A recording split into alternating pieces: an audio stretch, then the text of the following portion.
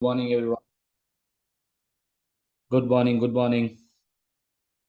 Morning, sir. Good morning. Sachin sir, good morning. Good morning, sir. Good morning, Yeah, sir. good morning. Good morning, everyone. Good morning. Oh, SBR for September to everyone. Who's this?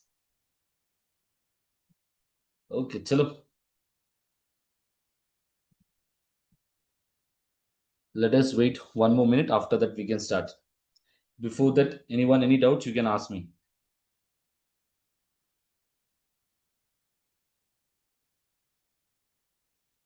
How's the preparation going on, everyone? Sachin Going sir, okay, sir. Going okay. going good. Others? Kind of See, good, sir. good. Be comfortable with me so that the coming today and 3 days for your revision will be good. So be comfortable with me, as I know many of you already. But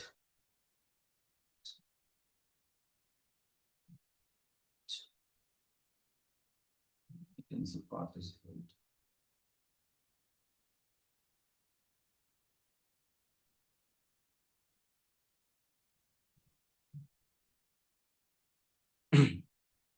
So I hope everyone knows what is the agenda for these 3 days, which are the IS and IFRS will be covering. The important thing here will be what in this revision session, I will revise the standard. Plus, I will mention in this particular standard which are the questions that will be tested and what are the key points you have to write down in your answer script. If you write down that, even though your answer is wrong, you will still be getting the marks. Understand that. Now, when coming to IFRS 13 fair value, you have four types of question. Four type of question that normally comes in the exam. Then coming to IFRS 15, IFRS 16 we will do today, and then IFRS 2 share based payment we will be doing, and then we will be doing IS 37 and IFRS 8 operating segment. So these are the important topics for SBR. The coming 3 days, the standards which I've kept are important for SBR. If you want to attend the remaining standard like IS 16, IS 38, IS 20, 23, you can attend the evening revision batch of FR. In that, I'll be doing IS 2, IS 41 again. So you can attend for the small standards, you can attend the revision session of FR. I hope this is clear to everyone. Okay. Yes, sir. Yes. See, this will not be a one-way communication. It should be two-way. Understand that? Yes, sir. Yes. Okay. Chalo then. Chalo, chalo, chalo. If you're comfortable, please turn on your cameras. Chalo.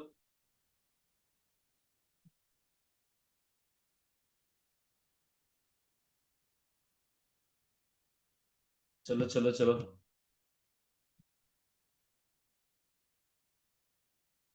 Many are joining still. So let us wait for 3 more minutes. And 9:15 we will start.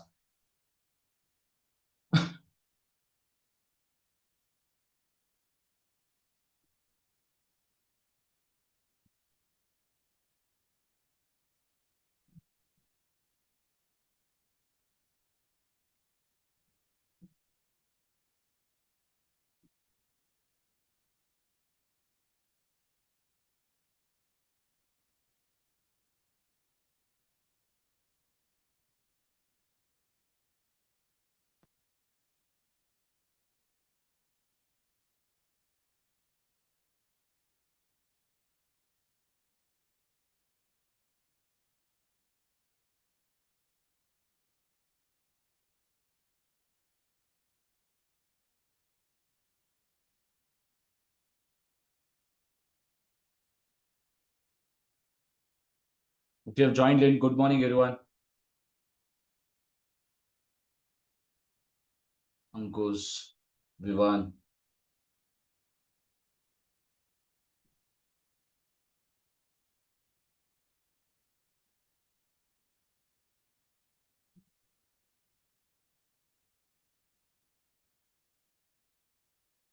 Anyone, any doubts? You can ask me. Once we start the session, after that, any doubts I'll take at last.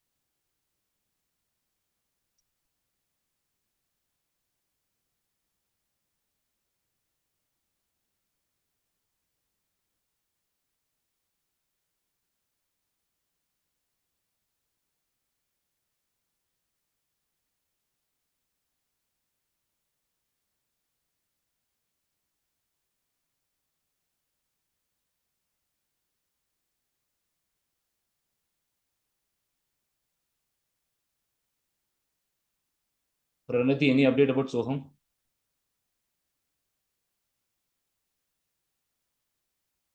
And I think he's going to call you. Okay. Sir, I have a doubt, like whatever I do it in Excel, it will get saved automatically, right? Yes. I tried doing it and then I finished the exam and then I was checking, but I couldn't find whatever I had written it on the Excel. On the That's why CB I'm asking. platform. Yeah, And the new CB platform? new one only. Okay. The Word one I'm able to find, but the Excel one I'm not able to find it. Do not worry. In exam, everything will be okay. Okay, sir.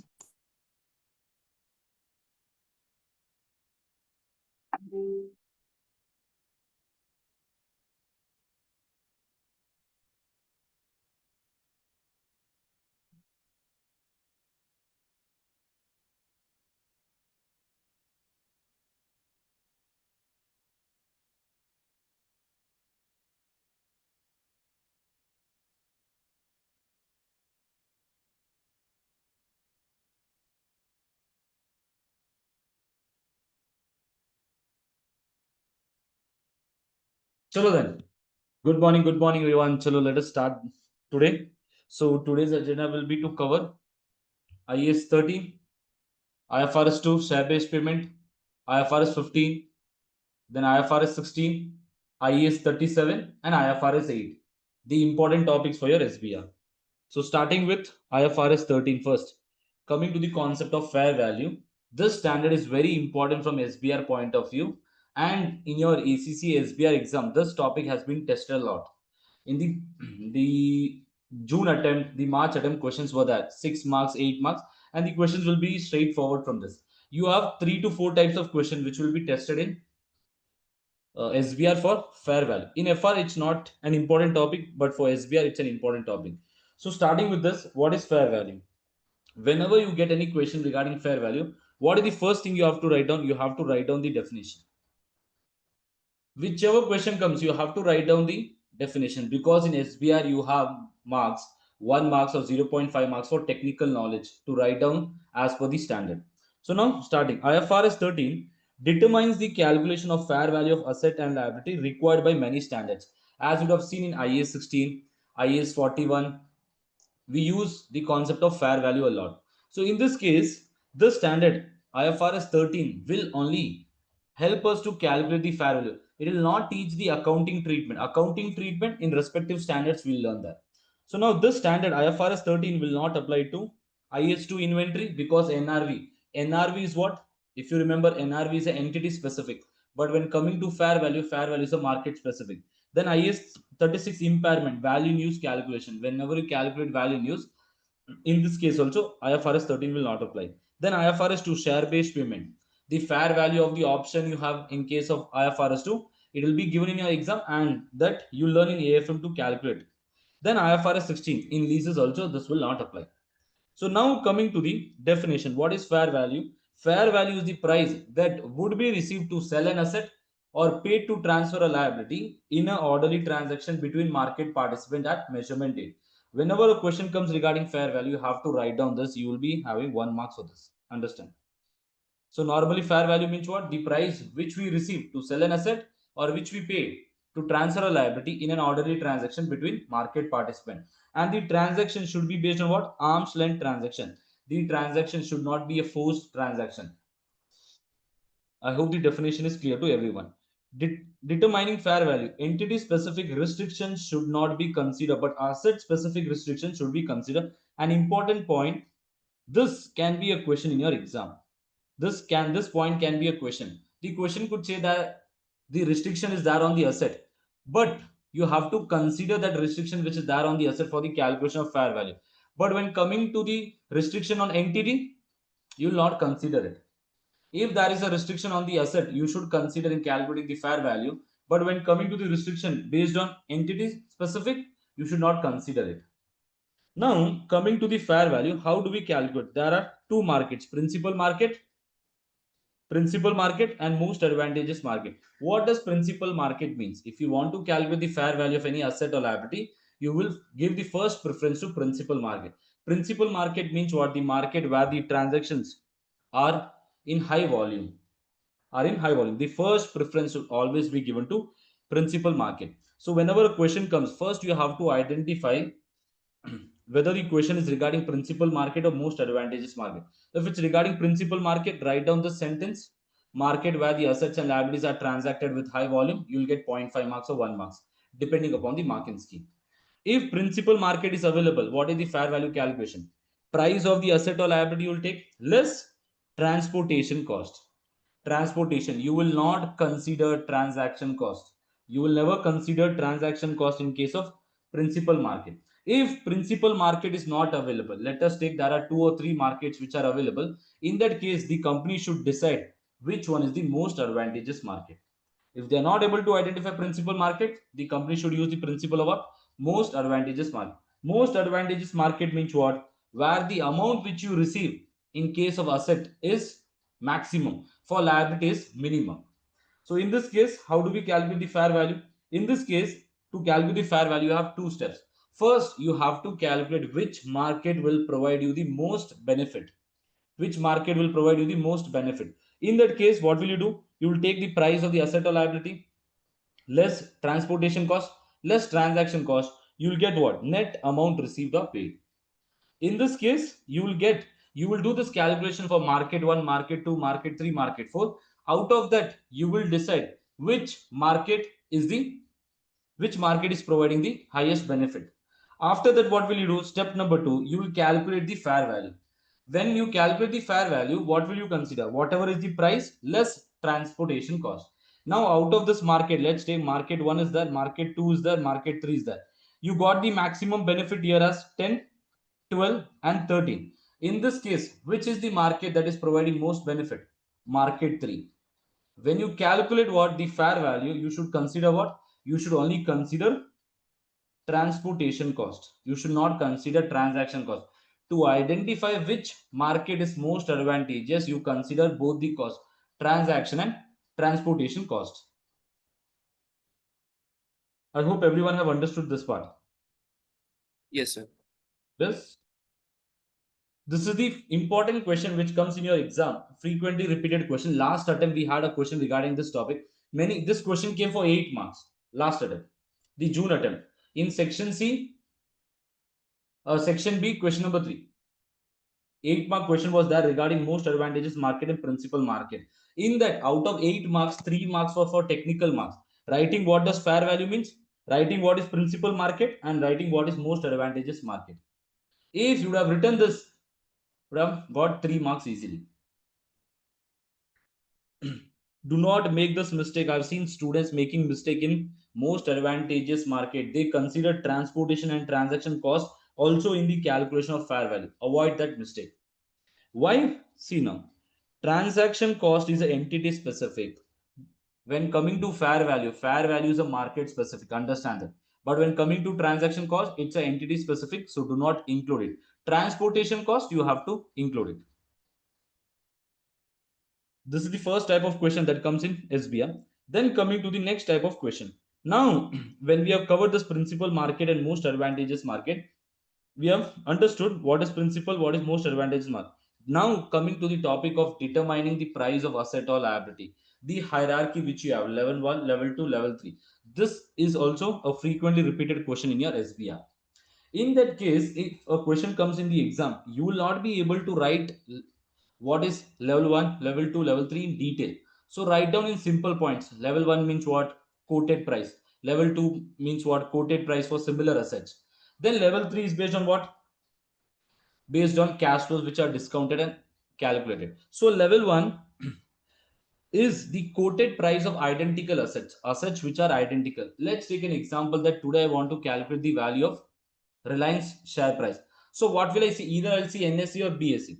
Now there are 2 markets. Which one will be the principal market? Principal market will be the market where the number of transactions are very high. So I'll consider that, and then I'll take the share price of Reliance which is trading in the stock market. That will be known as what? Level 1. Market data we are taking. In level 1 and level 2, we are focusing more on taking the market data. When compared to in level 3, what do we consider? The entity data. What will be the future cash flow from this project or etc. from this asset? So I hope this is also clear to everyone. Level 1, level 2, level 3. Yes or no? I mentioned two-way communication should be there. It's not one-way communication. Yes, sir. Yes. Yes, okay.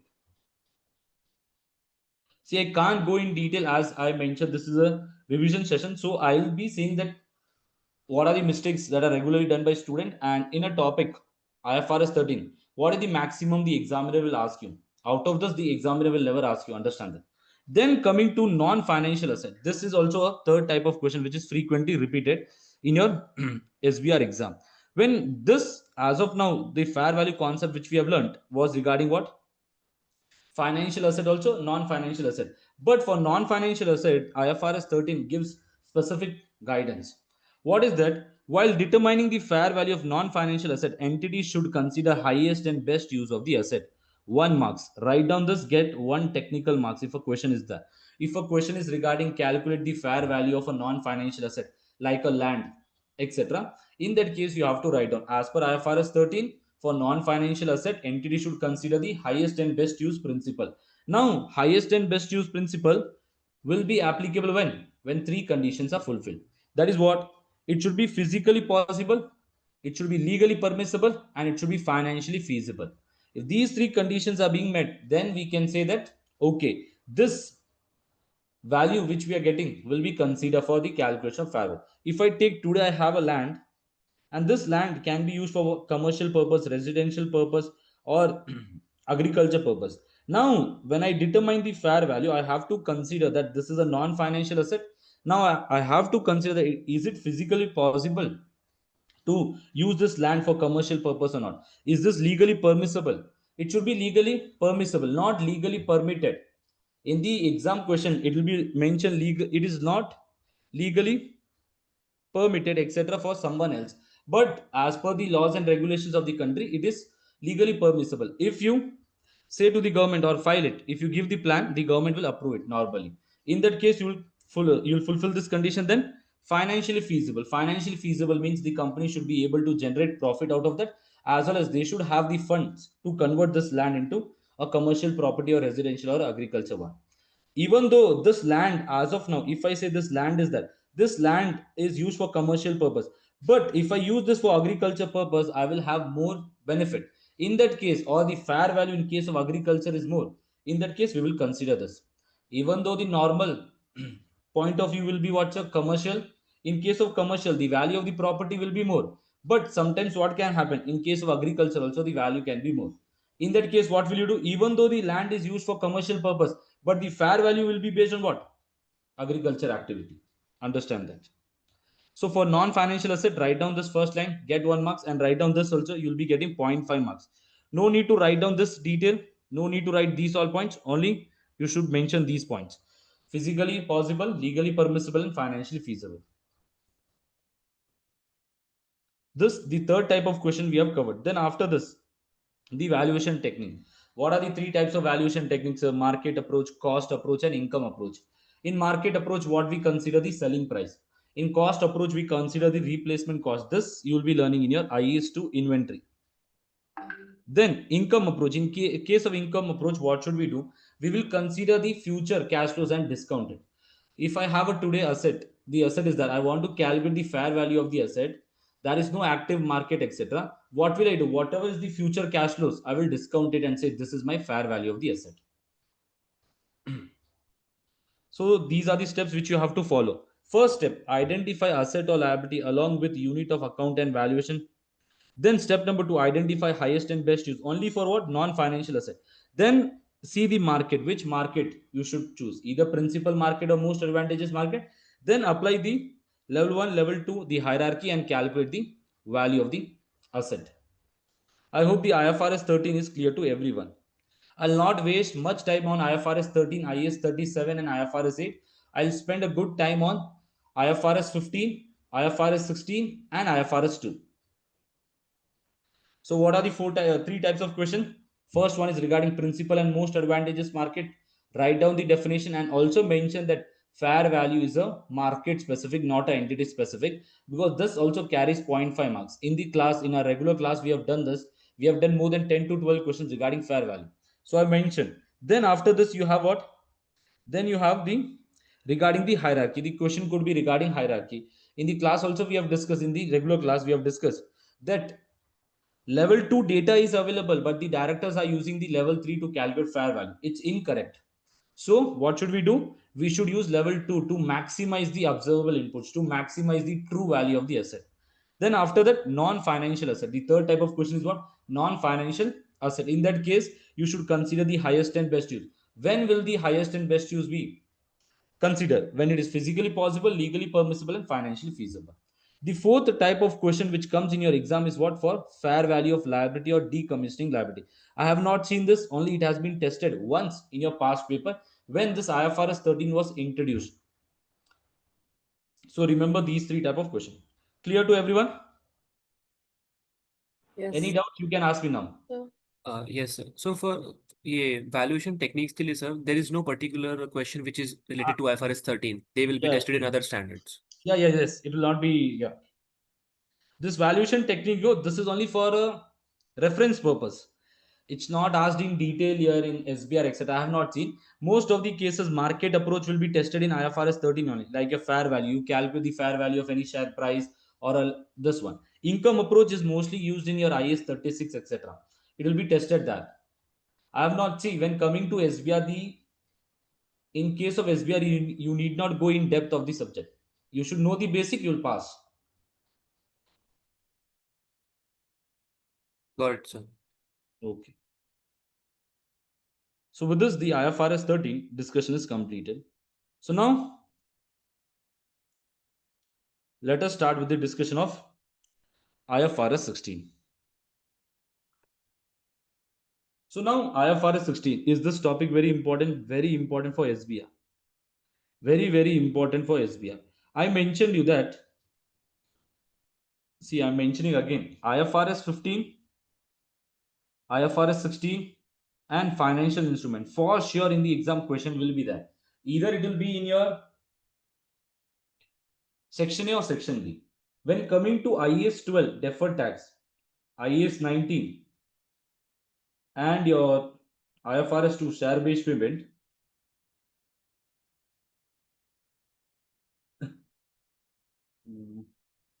IFRS 2, share based payment, out of this, any one can be tested. I've seen only one. Out of these three standards, two questions will be tested.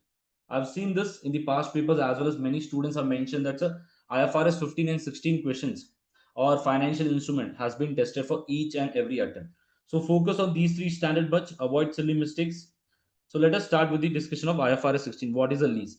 Now the first question that comes in the exam is what? Identify whether the contract is a lease or not. This is the first type of question that comes in SBR exam. Identify whether the contract is lease or not. What is a lease? Lease is a contract that conveys the right to control the use of an identified asset for a specified period of time in exchange for consideration. Okay, to be a lease, there should be exchange of consideration for a specified period of time of an identifiable asset and the right to control. So now the question will be mostly from these topics only. Two things: this identified asset and control. The question will be from these two topics only: identified asset and right to control. Now, when will you say that the asset is identified? The asset will be identified when the supplier, if I am giving today a building to you on rent, in that case, I will be the lessor, you will be the lessee. So before the definition of lease is being met, we call them supplier and customer. In that case, this supplier will not have the right to substitute the asset. Whenever I want, I can't change the asset. If I say today I have 10 buildings, I have given one building to you on rent. I can't change whenever I want the building. I can change when? I can change when in case of repair. If any repair is necessary, in that case, I will provide you some other building for 1 month or 2 months. After that, again, you can come back to the normal building, which I had given you on lease. In that case, the asset should be identified. Identified asset means it should be mentioned in the contract, the name of the building or the number of the building. Then right to control the use means what? Obtain substantial all economic benefit from the use of the asset and direct the use of the asset. That means if I have given the building to you, you should be able to take the economic benefit from that, and you will have the right to direct how and when you can use it. So I hope the definition of lease is clear to everyone. This is the question which comes frequently in the exam to identify whether the contract is a lease or not. The person who gives the identified asset on a lease is called as what? Lessor or supplier. The person to whom asset is given on lease is called as what? Lessee or customer. Then coming to date of lease, there are two dates: inception date and commencement date. Not so important. Inception date means what? Date when agreement is done between two parties. Date when agreement is done between two parties. Commencement date means what? Date when the asset is handed over to the lessee. Date on which lessor makes the asset available to lessee. From the commencement date, you will start the accounting. You will not do the accounting from inception date. You will do the accounting from what date? You will do the accounting from commencement date, not from inception date. Understand? This is the difference in inception date and commencement date. Then starting for the accounting for lessee. In your SBR, the accounting for lessee is, the chances of this area being tested is very less. But when coming to sale and leaseback, it will be tested. The accounting for lessee, I have seen very few questions in the exam. In coming to your IFRS 16 leases, your definition, whether a contract is lease or not, then sale and leaseback, then lessors accounting and sublease. So now accounting in the books of lessee. So lessee will do what? Initially, the lessee will record a lease liability and right to use asset. As already mentioned to you, the accounting treatment for rental expense is very easy, but to make your life complicated, they have introduced IFRS 16. Nothing much in this. So what do? Whatever rental payments you pay in future, you will discount that. You will record lease liability and right to use asset. If you get a question regarding lessee in the exam by chance, write down this, get 1 marks. Write down this point, get 1 technical marks. That on initial day, the lessee will recognize a lease liability and right to use asset. Lease liability will be calculated how? By discounting the future cash flow. Now, chalo, let us see what all is included in lease liability. So the lease payments will include 5 important things. The first one is what? Fixed payment. What is the fixed payment? Every year I'm paying 10,000, 10,000, 10,000 as the rent. So that will be my fixed payment less any incentive if you have received from the lessor. You will reduce that amount.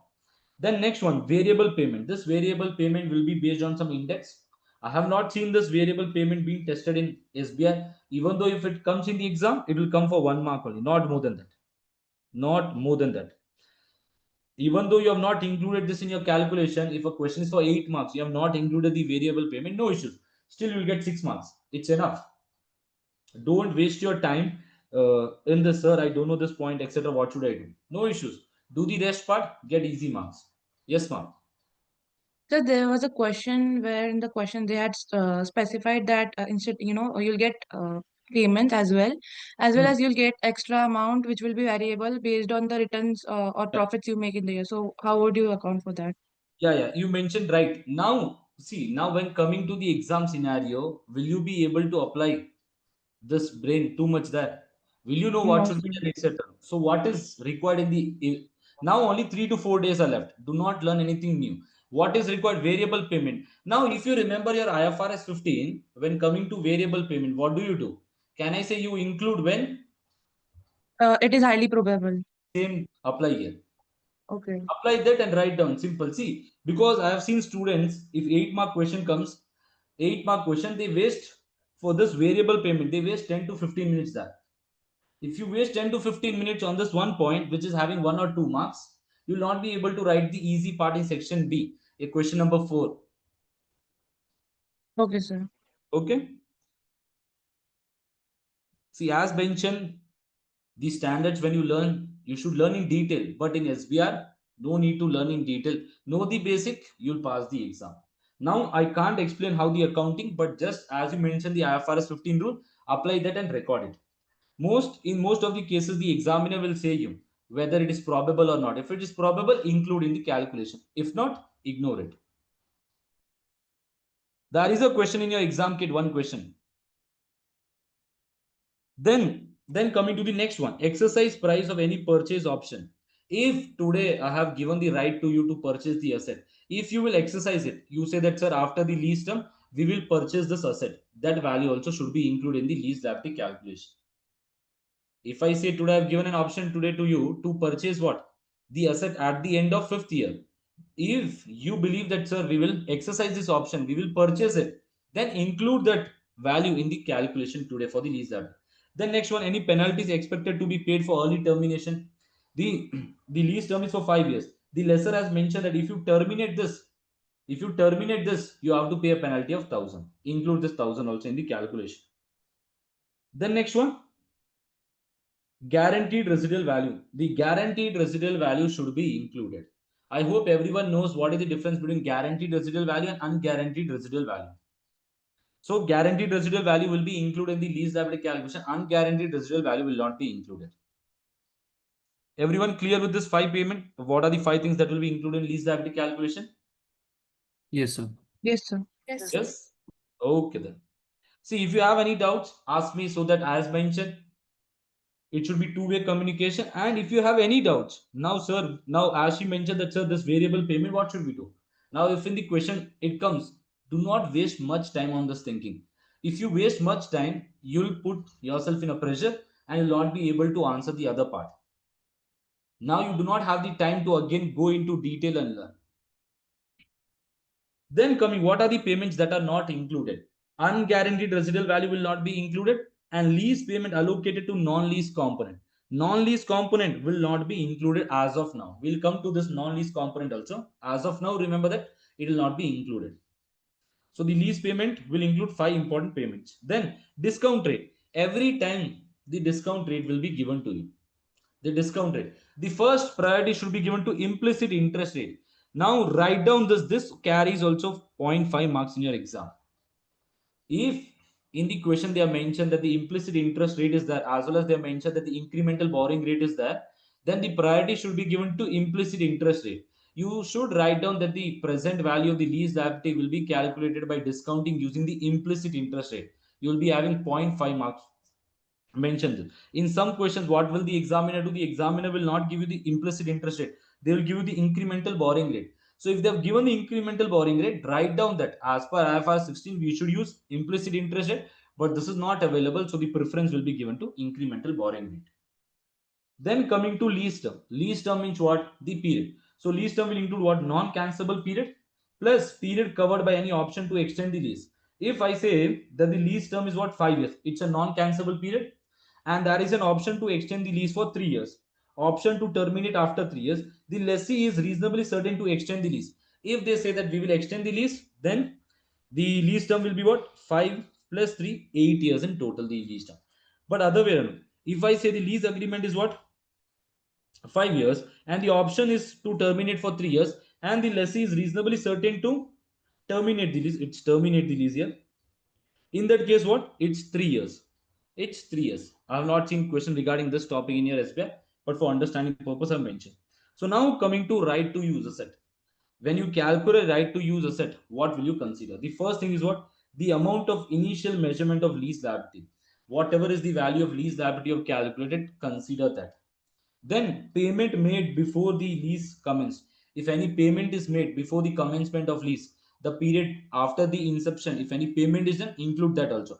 Less any incentive received. If any incentive is given, reduce that. Any initial direct cost. Any initial direct cost as per your IAS 16, which you consider. So directly attributable to the asset, include that. After that, what? The dismantling cost. Your IS 37 will come into picture. IS 37 dismantling cost. You will include in the right to use asset, and you will record credit as a provision in your balance sheet, and that provision also you will unwind it. So what is the journal entry you pass on the first day? Before commencement of the lease, if any payment is done, debit prepaid lease payment, credit bank. Now at the commencement date, what will you do? Debit right to use asset, debit bank, credit lease liability, debit prepaid lease, and credit provision. So normally in your exam, I've seen right to use asset, lease liability, and this prepayment part. If any payment is done, you, if in your SBR exam the question is saying that please write down the or please pass the journal entry, please do record it. because you'll be normally if you will not pass the journal entry, no issues. But if the question is specifying, please do it. Then coming to subsequent measurement. In case of subsequent measurement, what we do for lease liability? For lease liability, we amortize it. We prepare the amortization table. If the payment is done in arrears, that means what? Payment is done at the year end. In that case, what we do? We write down here opening balance. Then you have finance cost. Then you have lease payment. And then you have the closing balance. You should write down in your ACC SBR exam that the finance cost will go to P&L. Which category? Financing category. Then you should write down what is the closing balance of your lease liability in the books, current, non-current. That also will have 1 marks. This 1 marks. Mentioning lease liability also 1 marks, as well as the right to use asset value 1 marks. Whenever a question comes regarding lease, if that is calculation, 3 to 4 marks will be regarding mentioning what will go to P&L, what will be the value of lease liability, and right to use asset in the balance sheet. If the payment is done in advance, what we do? Can I say if the payment is done in advance, the first payment which you do today, will that be discounted? That payment will not be discounted. That payment will not be discounted. So what we will do, we'll calculate the opening lease liability. If I say today, the first payment is of 1,000 year, 1,000 year, 1,000 year, 1,000 year. So 4 payments are only these 3 payments we will discount it, and this 1,000 will also be included when you consider the right to use asset. When you calculate now what is right to use asset, you will include this first year payment also. Remember, do not do this mistake. Only you will consider when you calculate right to use asset. What we normally do, we will include these value, because we will say, sir, this is the present value of the lease liability. You will ignore this, but when you do your calculation for right to user, please include this. Avoid silly mistakes in this. So then what is this opening balance? You'll write an opening balance will include what? This 1,000 plus the discount rate, the discount 3 discounted value will consider and write down. Then you have lease payment. After this lease payment, you will get what? After this lease payment, you will get your revised opening balance. On this revised opening balance, you will charge what? The finance cost. Finance cost, and you will record this as a closing balance in the books. I mentioned a point. If payment is made in advance, then while calculating the present value of lease liability, the first payment should be ignored because it is paid today, so no need to discount it. Now, how will you present in your balance sheet and P&L? In your P&L, what will you record? Finance cost. In which category? Financing category. Understand, in your SBR exam, if you just write down that this will be recorded in P&L, 0.5 marks. ACC examiner has mentioned strictly that you have to mention which category it will go. If you mention which category, you will be getting full 1 marks. If not, only 0.5. Then in your SOFP, what do you record? Lease, non-current and current. So now how do you calculate the non-current and current part? In case of payment in arrears, what do you do? In case of payment in arrears, non-current liability will be what? Next year balance. Whatever is the next year closing balance will be the non-current liability. Current liability will be what? This year value minus the non-current portion. You will get your current liability. If the payment is in advance, if the payment is done in advance, then what will be the current liability? The current liability will be the payment done at the start of the year. Whatever is the payment that is done at the start of the next year. Today it's 31st December 2000 x4. Then on 1st January 2000 x5, what is the payment done? That lease payment will be your current liability. The non-current will be what? The carrying amount of the lease liability minus current liability part. You will get your non-current liability. I hope this calculation is clear to everyone. Any doubts, anyone till here? No, sir. Oh, okay. Then coming to right to use asset calculation. For right to use asset, what will you do? For right to use asset, can I say this right to use asset should be treated as per IAS 16 or IAS 14. You have to apply the rules of IAS 16 and IAS 40 and determine. If it's IAS 16, you have the depreciation, it will be recorded in operating category. If it's IAS 40, you have depreciation, it will be recorded in investing category. Now see here, when coming to right to use asset, what should we do? The right to use asset should be depreciated. It should be treated as an asset and it should be depreciated. If the lessee will retain ownership, that means the lessee will take the ownership at the end of the lease term, then the asset will be depreciated over useful life. You have to mention this and do the calculation. 1 marks will be there for us. The next one, if I say the lessee is saying that we will not purchase this asset, we will not exercise the option to purchase the asset at the end of the lease term. In that case, what should we do? In that case, the depreciation will be based on shorter of two things, that is useful life or lease term. As mentioned in SBR, calculations will be very less. The explanation theory part will be more. Even though in some questions they will not give you what is the useful life, etc., but you have to write down that the asset will be depreciated over its useful life and will be recorded in the balance sheet 1 marks. Then I mentioned here, for right to use asset, you have to classify this right to use asset as IS 16 and IS 40. Then you have to see in IS 16 either you'll follow cost model or revaluation model. Then presentation, how will you do? Depreciation expense, right to use asset if it's IS 40, investing category. If right of use asset is IS 16, operating category. For non-current asset, in non-current asset, you will show the value of right to use asset as the closing balance. So with this, the lessee's accounting is completed. The lessee's accounting is completed. Now coming to the next topic known as recognition exemption. In this case, this is an important topic for SBI. It can come for 4 or 5 marks, not more than that. Maximum 4 marks.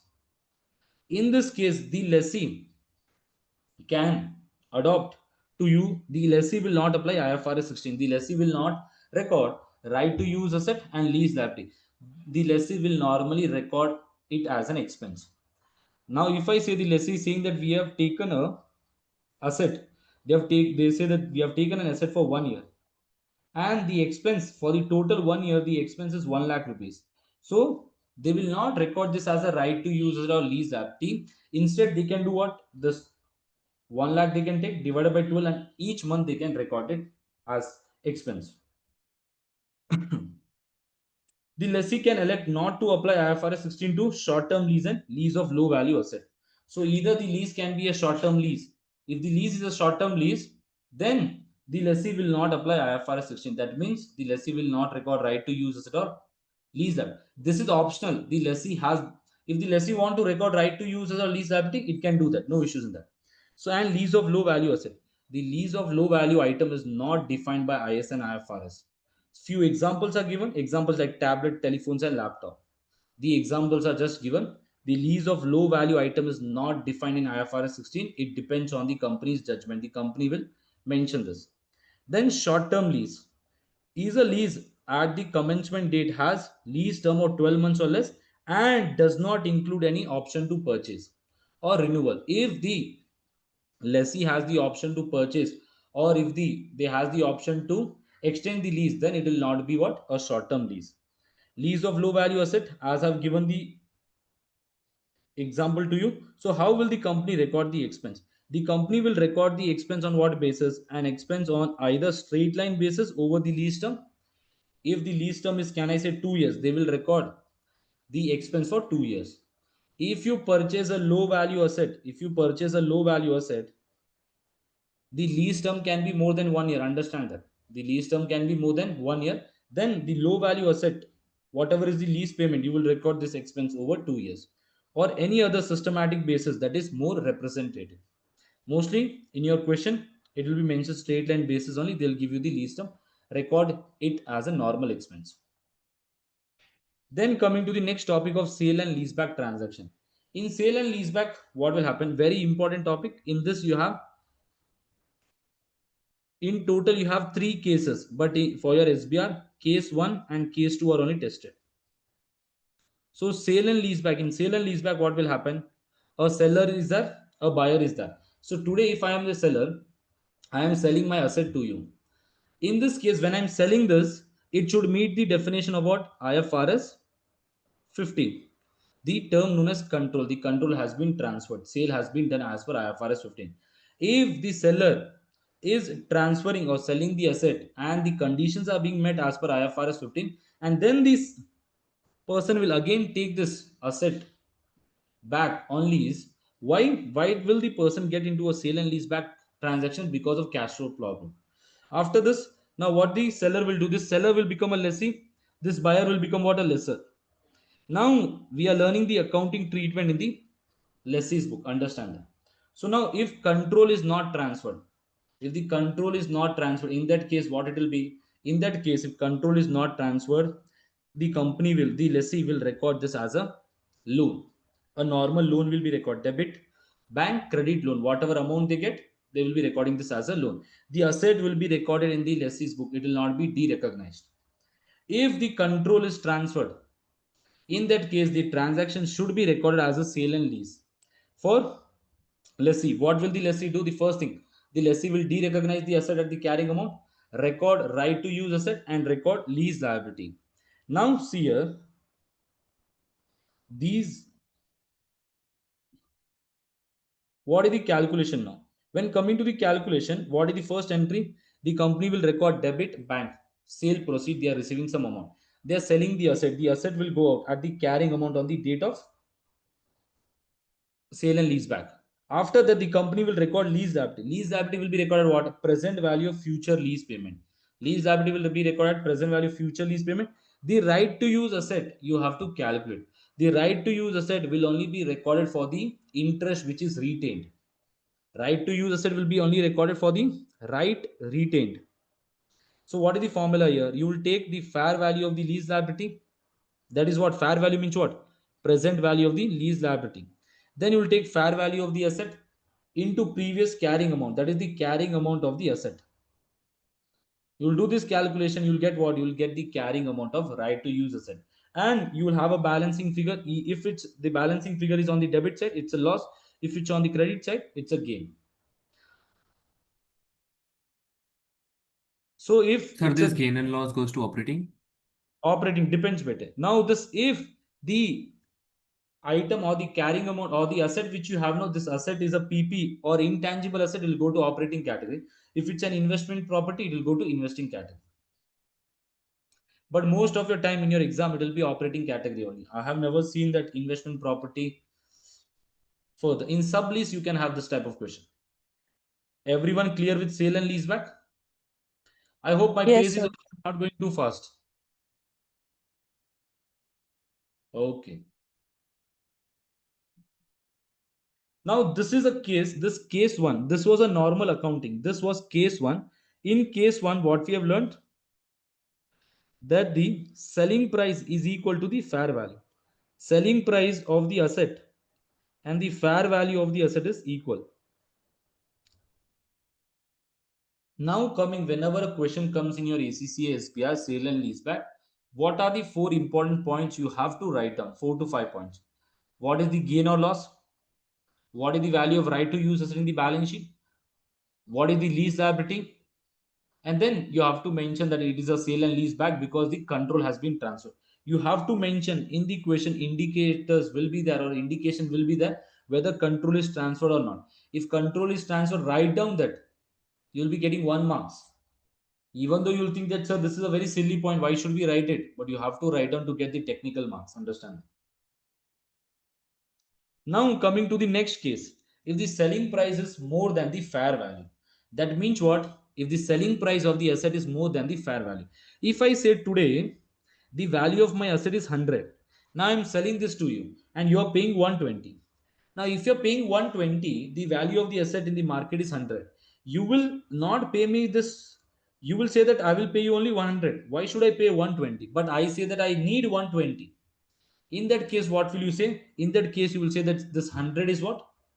The value for the asset. The 20 which I'm giving extra is a loan, is a loan treatment. So see here, please. I say the selling price is what? 150. The fair value is what? 120. So here the selling price is more than the fair value. So this 30 will be treated as a loan here. So see now, debit bank, whenever we sell an asset, what will come in, sir? Cash will come in of 150. Then right to use asset. The carrying amount of the asset is 100. It's going out. After that, we record what? Lease liability. Now, can I say lease liability when we record the present value of annual payment minus loan? So, what is the present value of lease? I've assumed here it is 87. So, what is the value of liability here? It's 30. So, you'll minus this, you will get 57 as the value of lease liability. And then you will record this 30 as a loan. And this loan will be treated as per IFRS 9 financial instrument. It will be treated as per IFRS 9 financial instrument. Then what will you do for right to use asset? What will you consider? You will consider the carrying amount. Carrying amount is what? 100. You will consider what? The present value of the lease liability, that is 57, divided by fair value of the asset. So what is the fair value of the asset? It is 120. You will get the right to use asset. Now you will have either the balance. The journal entry will not tally debit or credit. If it's on the credit side, it's a gain. If it's on the debit side, it's a loss. This has been tested 2 or 3 times where the fair value is less when compared to the selling price. Whenever you get this question, please write down the 6 points. You'll be getting 6 marks. In our regular classes, we have done 2 to 3 questions regarding this topic. Understood, everyone? Yes, sir. Okay, chalo then. Then coming to if the selling price is less than fair value, this I have not seen a question also. It has not been tested. But let us understand that if the selling price is less than fair value, what will happen? So if I say today the fair value of the asset is what? 120. The selling price is what? 90. The carrying amount is 100. Now you only say today the value of my asset is 120. I am selling this asset to you today 90. In this case, my value of the asset in the market is 120. I am selling this asset to you at 90. In that case, what is an assumption here? The assumption is that this 30 is already paid. Before selling the asset to you, you have already paid 30 rupees to me in advance. So it's like a prepayment. That is the reason we consider. So now see here. What will you do? Recognize cash or bank? De-recognize the asset at the carrying amount. Recognize lease liability. That is what present value of the annual payment. Then recognize right to use asset and record any gain or loss in operating category. So see here now the example which I have taken, debit bank we record of 90, that is coming in. Then what? Carrying amount of the asset is what? 100. You will remove this. Then you record lease liability. As of now, I have considered lease liability as 67. Assume it. Then for right to use asset, what is the calculation? 100 is the carrying amount. What is the present value of the lease liability? The present value of the lease liability will be what? 67 plus 30. The 30 is the payment which you have already done. So you will include this and divide it by the fair value of the asset 120. You will get the value of right to use asset. Whatever is the balancing figure will be your gain or loss in P&L. So sale and leaseback, very important. If a question, the question will come for 6 to 8 marks. Out of 6 to 8 marks, you have to write on 4 to 5 sentences, and the other 2 to 3 marks will be for calculation. Now the mistake what students will do in this question is that the examiner will say that the sale and leaseback took place on the first day, 1st January. But the question will ask you to do the accounting treatment till 31st December. So if the accounting treatment or the year end is mentioned at 31st 12, so please do what? Record, do depreciate the right to use asset and do amortize this lease liability. If you will not do, you will lose 2 marks. If the question is saying that on 1st Jan 2000x1 sale and leaseback is done, but in the question they are mentioned that the accounting treatment should be discussed for the full year. In that case, what should you do? Here you recorded right to use asset and lease liability. Please depreciate this and please amortize this. Write down. If not, if you not write down this, you lose 2 marks. So this also is done. So I hope this is clear to everyone. So till now we have done the accounting for lessee. Then we have done the sale and leaseback part. And then we have done recognition exemption. Now coming to the next part. From here, main SBR part will start. The component of a contract. Now, can I say sometimes you will have a lease. In that lease, there will be more than one lease. If I say today the company or the person is paying 1 lakh rupees. This 1 lakh rupees is done. The payment is done for 3 buildings which we have taken on lease. We are doing this 1 lakh payment for 3 buildings which we have taken on lease. In that case, you have to record it separately. So see here now, a single contract may contain more than one lease component, that is multiple asset. Treat each lease component as a separate if and only if 2 conditions are satisfied. The lessee can benefit from each asset on its own or with resource readily available. The asset is not highly dependent or interrelated with others. This has a link with what? Your IFRS 15. So if we have a contract we have done with a party and we have mentioned that we are taking 3 buildings on lease. If you are able to use each building individually, record each building separately as a right to use asset and lease liability. Do not record this 1 lakh rupees payment as right to use asset and lease liability together. You can record together when if these two conditions are not being met. Simple.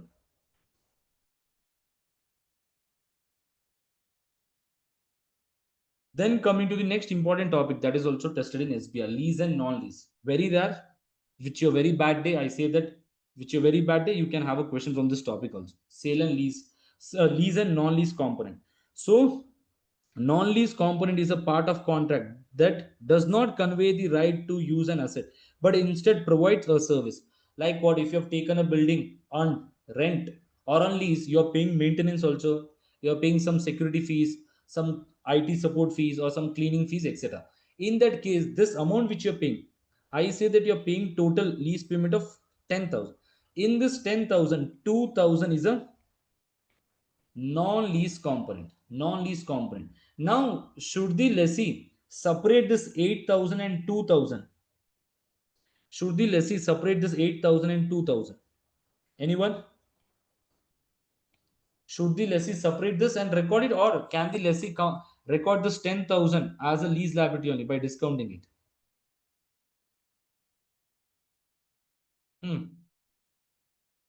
Sir, it depends on the company what they want to do. Yes, it depends upon the company. If I say the company is saying the lessee is saying that we will record your lease and non-lease component together, no issues.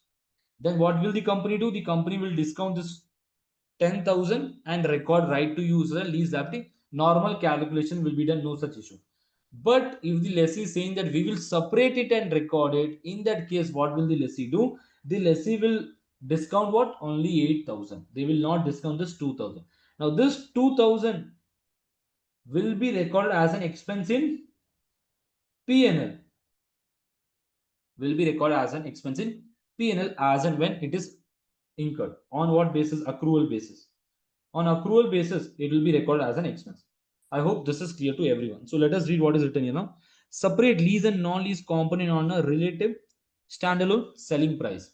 In your exam, the standalone selling price will be given to you the SSP. That means what? You are paying a lease payment of how much? I say that you are paying a lease payment of 12,000, but this 12,000 is including what? Is including lease component as well as non-lease component. In that case, this how will you identify out of this 12,000 what is lease and what is non-lease based on SSP? SSP is what? Standalone selling price. So if you take an asset on lease, you have to pay a lease amount of 12,000, and for non-lease you have to pay 2,000. So this 12,000 you will proportionate into 12,000 divided by 14,000.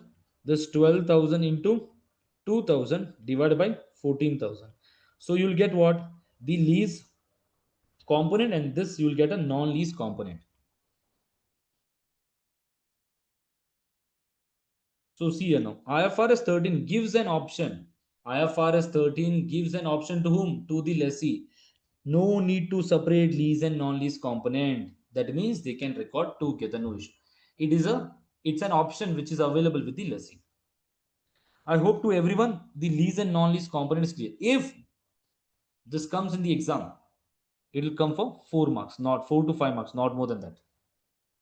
Sir, we just Yes. only discount the lease part. Other Yes. than that 2,000, we leave that. Okay, as it Yeah, is. 2,000 will record normal as an expense side. Yes, Here now, and I have written got that it, got it. non-lease component as an expense to P&L as incurred, that is on accrual basis. As and when I receive the service, if I'm paying maintenance service, that means what? Every month I'm paying maintenance fees. So every month I'll record it as an expense. Or if the calculation is based on years, we record on yearly basis. Got So it, I sir. hope this is clear to everyone, lease and non-lease component. Then coming to remeasurement. Is this topic important for SBR remeasurement? See, as mentioned, my notes will be little bit in detail so that if a question comes out of the box also, you'll be able to do. Yeah, coming to remeasurement, in our regular class, we have done this concept in full detail. But in your SBR exam, I have not seen a very detailed question. But this topic has been mentioned in your ACCA study of remeasurement modification. So the chances are very high that the coming attempt, the question can come, but the questions will be simple and straightforward. So understand here now, how should you do this? Remeasurement part. In remeasurement, what will happen is simple. In remeasurement, the value of the lease liability will change. Now, when will the value of lease liability will change? The value of the lease liability will change based on what? The value of the lease liability will change because there is a change in lease payment. Either the fixed payment is changing, either the variable payment is changing, or the we can say that the guaranteed residual value is changing, etc. A lot of things. So see now, remeasurement. Lease liability will be remeasured due to changes in the lease payment. Okay, remeasurement will happen when there is a change in lease payment. Now see now. Now, if there is a change in guaranteed residual value, if there is a change in variable payment, if there is a change in fixed lease payment, if the change is because of these reasons, in that case, what will you do? Lease liability will be remeasured by discounting revised lease payment using original discount rate. Here, in this case, we'll be using what? Original discount rate. But if the lease payments are increasing or decreasing because of what? Because of the purchase option. The purchase option which we have now. First, the lessee mentioned that we will not purchase it, but after 2 years, they are saying that we will purchase the asset after the or at the end of the lease term, or some termination or some penalties are there, etc. XYZ. In that case, we will do what? Lease liabilities remeasured using what? Revised discount rate. The difference is what? Only this is the difference. Revised discount rate and original discount rate. If in your exam the question will come, the question will be from this two topics only. I have not seen question from this topic, these two topics only. That means the variable payment is changing every year. The variable payment will be based on index rate. Let me take an example. Yes or no, everyone?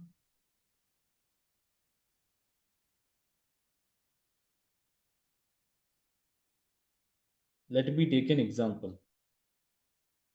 So see here now, if I say today my lease payment is what? 10,000, 10,000, 10,000, 10,000, 10,000. So normally what will the company do? Normally the lessee will do what? They will discount this and they will record what? Debit, credit, right to use asset and lease liability. They will record it. Now I say 2 years are done. So can I say if 2 years are done, that means what? Can I say the value of the right to use asset will be depreciated for 2 years? This will be depreciated for 2 years. This lease liability will be amortized for 2 years. So at the end of second year, you'll have what? At the end of second year, you will have the value of right to use asset and lease liability. Now at the end of second year, the company is saying that the lease payment will change now. Now the lease payment will become what? 12,000, 12,000 and 12,000. Now can I say the payment or the lease payment is changing because here the change is regarding fixed payment. If the change is regarding fixed payment, what should we do now? If the change is regarding fixed payment, you should remeasure the lease liability using original discount rate. So original discount rate will be what? It will be given in the question. The original discount rate will be same as which you have used to discount these 10,000. When you discount this 10,000 on the commencement date, whatever is the rate, that rate only you will be using. If I say it's 10%, that 10% you will use, and these 12,000, 12,000 and 12,000 you will discount it based on what? 10 percentage, 10 percentage, 10. Then what will you write? You will write on 0.909, 0.8, then 0.7. You will discount this. When you discount this, you will get your new value of lease liability. What you'll get? The value of the lease liability will be new one. In this case, what should you do? You should compare the value of lease liability at the end of second year, and you should compare the new lease liability. So for sure, the value of the lease liability will increase. If I say today the value of the lease liability here at the end of second year, just taking an example, is 32,000. But when I, not 32,000, it is more. Let me take 22,000. Now when I discount this 12,000, I'm getting 26,000. So can I say in my books, what is the value of lease liability? It's 22,000. But what should I do? I should record it at 26,000. So what will I do? I will increase my lease liability by what? 4,000. What will I do? I will increase the value of lease liability by 4,000 and right to use asset also I'll increase by 4,000. I hope this is clear to everyone. The remeasurement of lease. See, please follow this step so that your answer will be right. Calculate the carrying amount of lease liability and right of use asset on the date of change. Then calculate the revised lease liability considering what? Revised lease payment and applicable discount rate we have discussed, which is the discount rate that should be used. After that, calculate the changes. That is what? Step 1 minus step 2. You will have what? Either increase in lease liability or decrease in lease liability. So make the changes to the ROU. That is what? Debit right to use a credit lease liability if the lease liability is increasing. If the lease liability is decreasing, debit lease liability, credit right to use asset. I hope to everyone the remeasurement part is clear. Yes, sir. Yes? Okay.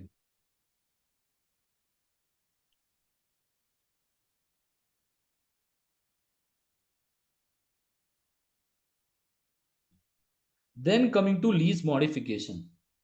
This lease modification, if you if you have done, if you have referred any one of the publications, this is not mentioned there, but in your ACCA study hub it's mentioned. So it's better to follow whatever is mentioned in your ACCA study hub. So let us understand what is lease modification. Lease modification is also same as what? Is same as your remeasurement only. A few some here and that difference is there. So now lease modification. Now in case of lease modification, what will happen? See now, lease modification. A lease modification is a change in the scope of lease or in the consideration for a lease. Okay, sir. The consideration which we are paying, that is also a lease modification as well as the scope of lease. That means what? Today I have taken an asset. Today I have taken a building for 3 years on lease. So what will I normally do? I will calculate the right to use asset and lease liability based on 3 years information. So I will discount 3 payments. After that, what will I do? If at the end of 2 years, after 2 years, or at the end of second year, I say that I will extend the lease for further 2 years. So can I say there is a modification in lease term here? There is a modification. The scope of the lease has been changed. In that case, you have to increase your lease liability and right to use it. Let us see.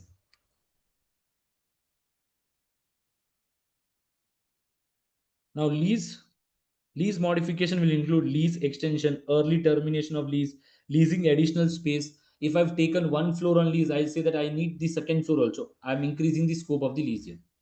So lease modification, in case of lease modification, what we will do? The modification should be treated as a separate lease. So now I have extended the lease for further 2 years. Now this lease for the further 2 years can be treated as a separate lease when if the following conditions are being met.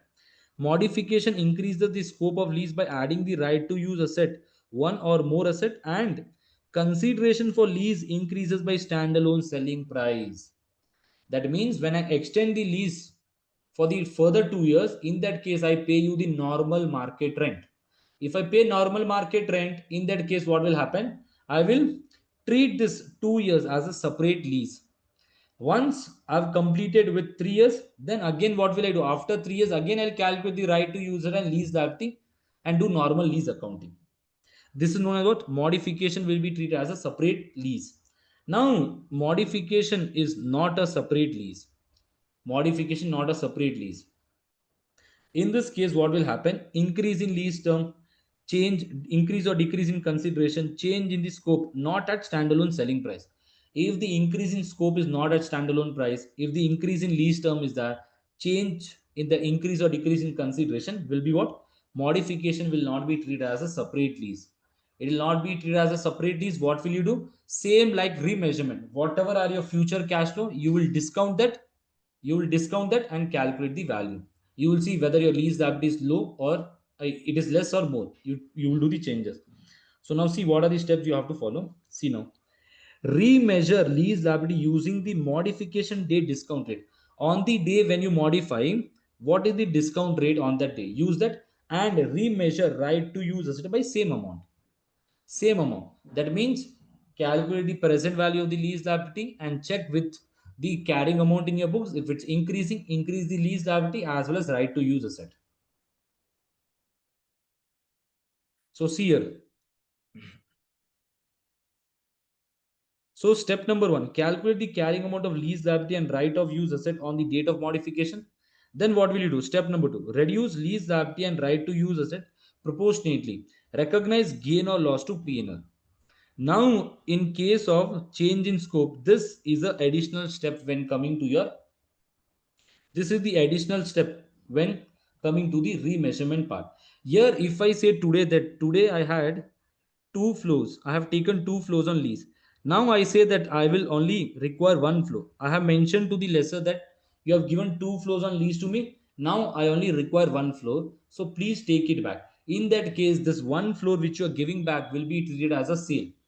Will be treated as a sale. So you have to compare this and you have to record gain or loss. Then step number 3 is what? Calculate carrying amount of lease liability and right to use after reduction. Then calculate revised lease liability on modification date using discounting rate. Make the changes to lease liability and corresponding right to use asset. So what is the additional step? This is the additional step which we have to focus here. I hope this, I have not seen question being tested, so that is the reason. If you if you do not know this, it's okay, but this, please do this part. Remeasurement is very important. Modification, if you do not know, it's okay, but remeasurement is important. Now with this, the accounting for lessee is done. Any doubts still here, anyone? No, No, sir. sir. No doubts? Okay, now coming to the next part, which you know, lessor's accounting. So lessor's accounting, that means the owner.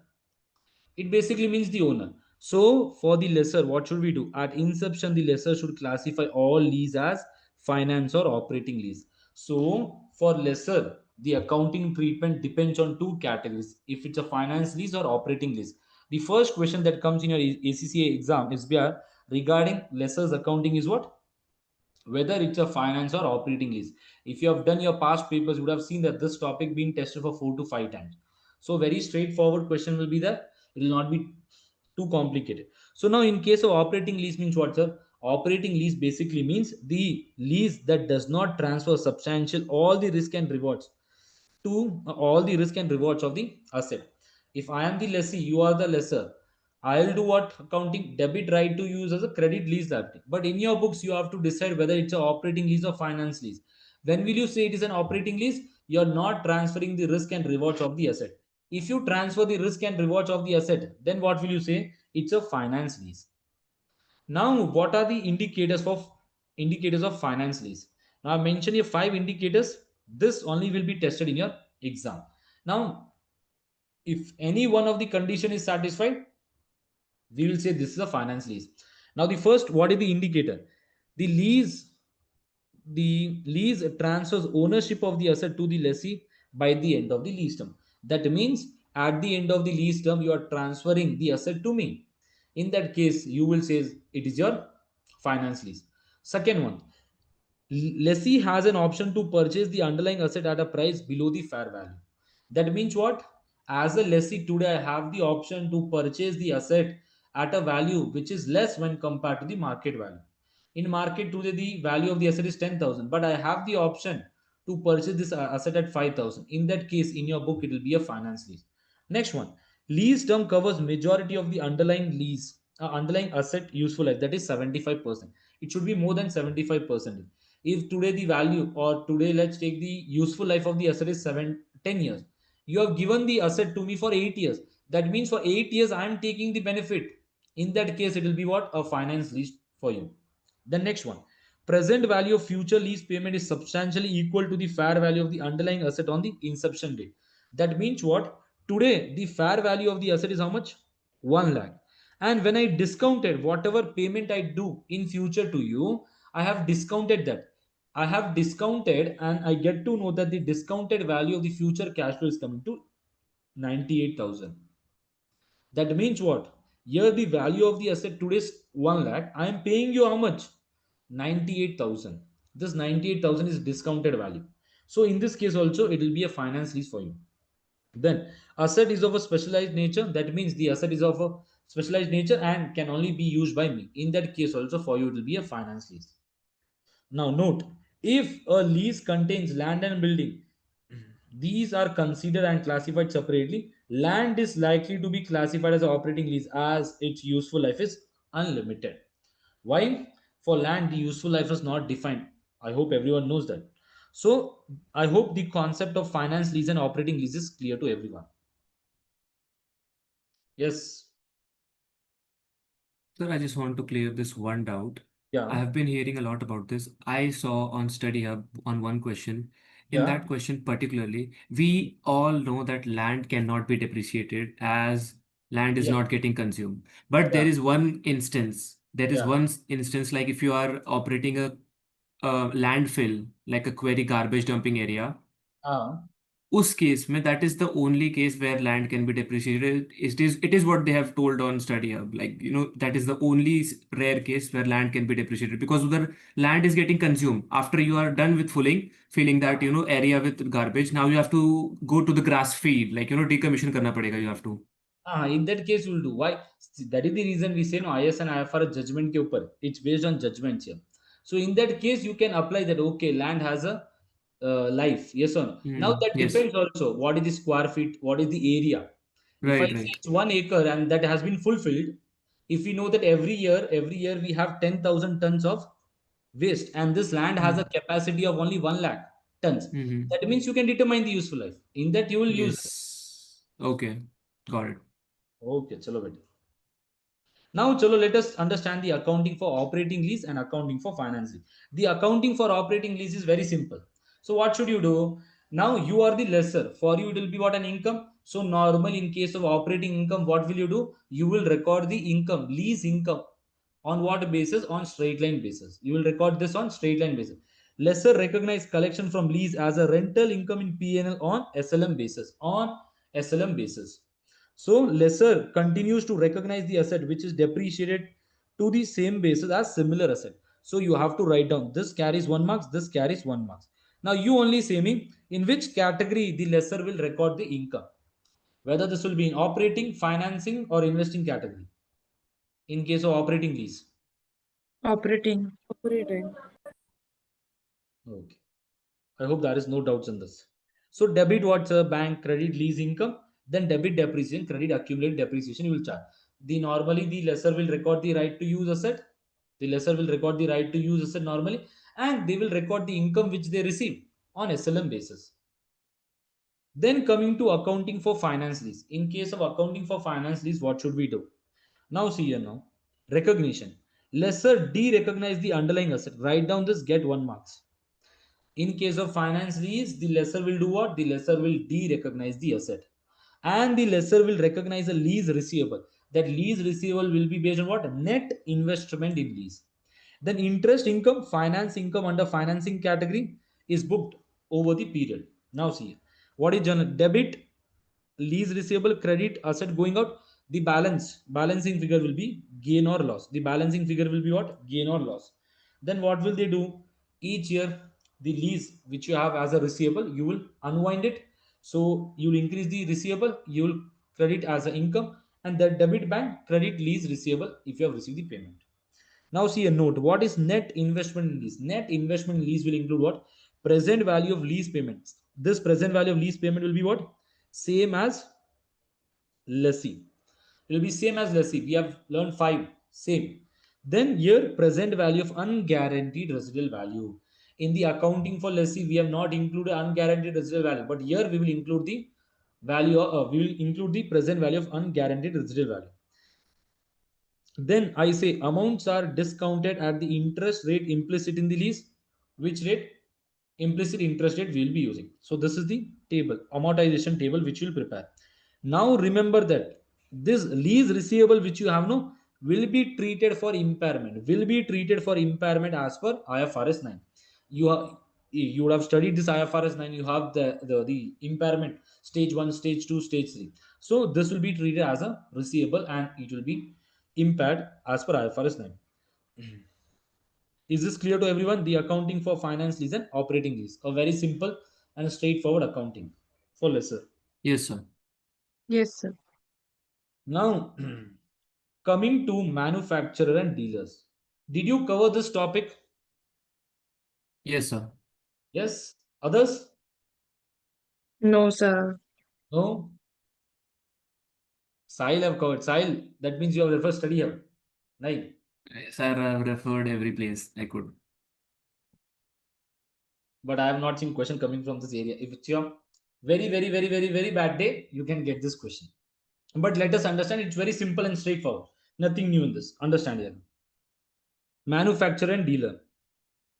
In this case, what will happen? No, if a manufacturer is there or a dealer is there, they will act was as a lesser. In that case, what is the accounting treatment here now? If a lesser is a manufacturer or dealer, then lesser will make two types of income in finance lease. So what the manufacturer will make two types of income. The first type of income is what? A profit or loss. A profit or loss regarding the sale of the inventory. Then the other one is what? Financing income arising from lease arrangement. So let me show you.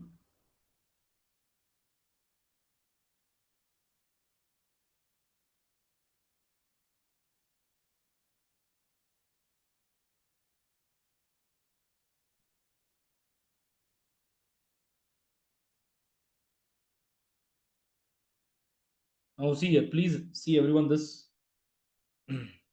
example. If a manufacturer or dealer is there, understand, if today a manufacturer or a dealer is there, he will sell a car. He will normally sell this car for what? 6,50,000. So this is that. Now if I say, he's saying that you can pay in installment. Now if you say today you're purchasing the car, if you do one shot payment, it will be given as 6,50,000. If you do payments in installment, can I say the manufacturer or the dealer will charge some interest or not on that? They will charge some interest, so they will charge totally how much from you? 7,50,000. But the other case is what? They can say lease plus.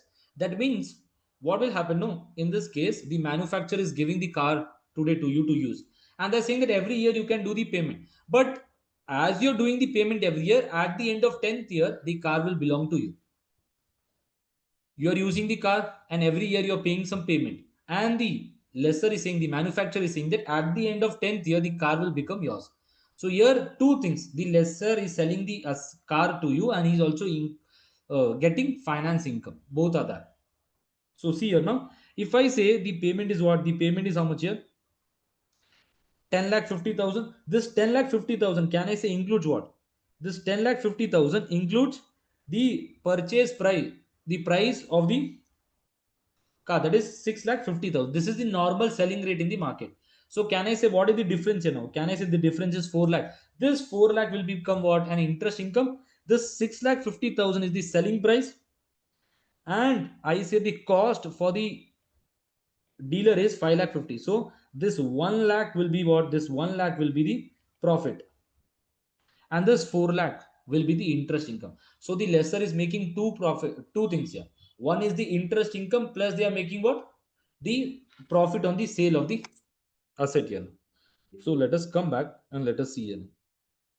So see, a profit or loss is made on the sale of the asset. See now, I say what is the beauty of SBR? No, even though you do not know the accounting treatment, but you know that the lessor will record two types of income. If you write down this in your exam, if a question comes, you will still get 2 marks. If you have not done any calculation, if you have written this, still you get 2 marks. So finance income arising from lease arrangement as well as a profit or loss on the sale of inventory will be recorded. So see the treatment here, everyone.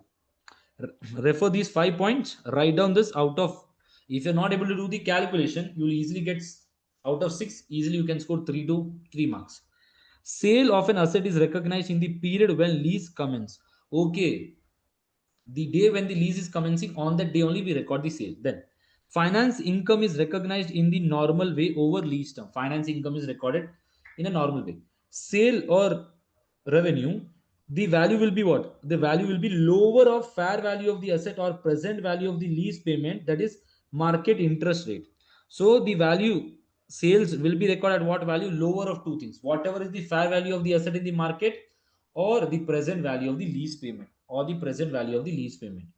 Then cost of goods sold will be what? Carrying amount of the asset minus present value of any unguaranteed residual value. Whenever coming to these complex cases, I say that the calculation marks will be more. So just follow the formula, do the calculation, write down, you'll get marks. So revenue will be based on lower of fair value of the asset or present value of the lease payment. The cost of goods sold will be based on what? Carrying amount of the asset minus present value of any unguaranteed residual value.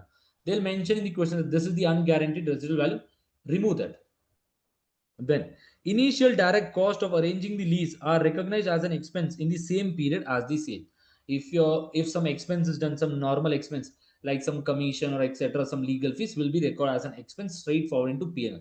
It will not be included in lease liability, etc. So see, what is the entry you pass? Debit lease receivable. You will discount it. Cost of goods sold is what? Carrying amount minus present value of unguaranteed lease. Credit what? Asset is going out, and record a sale. Sale will be based on what? Either there are two formulas. This is the first one and this is the second one. The first one is what? Net investment lease minus present value of unguaranteed residual value. This will be same to this one. I hope this is clear to everyone. Manufacturer and dealer. The manufacturer will record two types of income: profit and loss as well as finance income. Now coming to the next important topic, sublease. Any doubts? Anyone till your manufacturer and dealer? No, sir. No. No. Okay. Shreya, I hope you are understanding.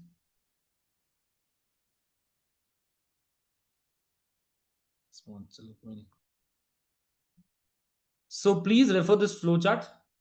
This flowchart will be again a revision of full IFRS 16.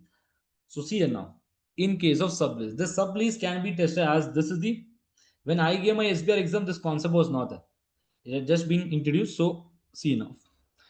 Now, what does sublease means? Sublease means today I have an asset I have given to you on lease. This asset which I have given, the building which I have given, you have given this building to someone else. The building which I have given to you on lease. So that means I am the lessor, you are the lessee. Now you are giving this building to someone else. In that case, you will be a lessor also, you will be a lessee also. You will be a lessee in this contract, the first contract. In the second contract, you will be a lessor. So see here now. A is there, A is a lessor. A will give this to B. B is what? A lessee. So now this is known as what? Head lease. The first arrangement. The second arrangement is what? B will give this to someone else on sublease. So see. So in this case, what will happen? So now see, A is a lessor. Now what will A do? Accounting. Either operating lease or financing lease. Operating lease means what, sir? Risk and rewards are not transferred. If risk and rewards are not transferred, lessor will not de-recognize the asset. The lessor will record the asset in its book only and record the income on SLM basis. If it's a finance lease, what will the lessor do? The lessor will de-recognize the asset and record net investment in lease. That means lease receivable, and the difference will go to P&L as a gain or loss. Then coming to the lessee. Now lessee can follow two types of accounting. Normally the lessee will follow what? Right to use asset and lease liability. But if it's a low value asset or short term lease, they will do what? They will apply the recognition exemption. They will record the expense over the period. Now this lessee has done the accounting as per first arrangement. Now for the second arrangement, the lessee will become a sub lessor. Then in that case, what should we do? The lessor should record or classify this as an operating or finance lease. If the lessor is claiming the like your low value asset and short term, in that case it will always be a operating lease. It will always be what? Operating lease. If the lessee is recording the lease based on what? Short term, and they are using that option which the lessee has, in that case if they are leasing this further, in that case it will only be operating lease, it will not be a finance lease. But if they are recording right to use asset and lease liability, in that case you have to see again finance lease or operating lease. Now when you decide this finance lease or operating lease should be based on the useful life of right to use asset. It should be based on the useful life of the right to use. So useful life of the right to use asset will be what? Lease term. The useful life of the right to use asset will mostly be what? Lease term, and it will be given in the question. So the lessee should determine whether it's operating lease or finance lease. So in case of operating lease means what? So risk and rewards are not transferred. So do not de-recognize the asset, just record income and charge depreciation And can I say the lessee will also do what? The lessee will also record the interest expense on the lease liability as per the first arrangement. It's a finance lease. In case of finance lease, what will the lessee do? Risk and rewards of the right to use are transferred to de-recognize the right to user. The right to user will be de-recognized. Record net investment in lease and any difference in P&L. And what? Do not charge depreciation on right to user because we are de-recognizing it. The lessee is de-recognizing. So if they are de-recognizing, then there will be no depreciation. And then interest on lease liability should be recorded in the first lease, that is head lease. So I hope. Then what will the lessee do? The lessee will again see right to use. Now if this lessee is given to someone else, then again the cycle will repeat, keep on repeating. So I hope this is clear to everyone, the sublease concept. Yes, sir. Yes, Sir, can I just take a screenshot of this? I'll share the notes, but you can refer it. In the All group, right. I'll share the notes. Yes, this is a theory question, right? It is a practical question. But when coming to the exam, you have to write down in theory, you have to write down a story. And that story should not be in paragraph, it should be in points.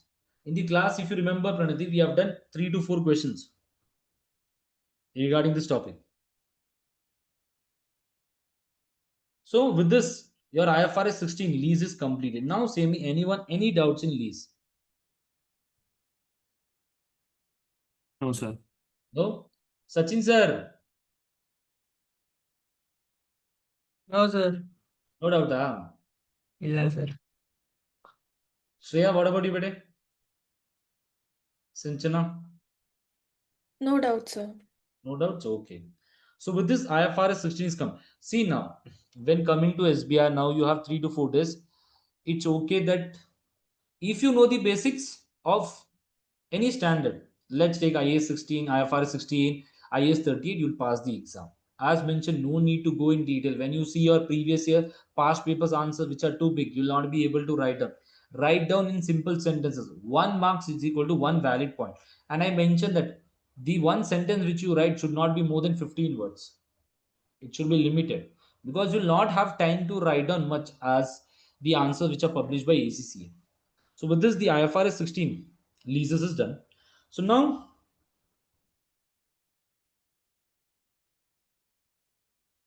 I'll start the discussion with what?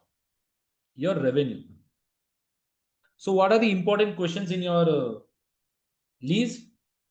Sale and leaseback. Please do question in case 1, case 2, please refer it.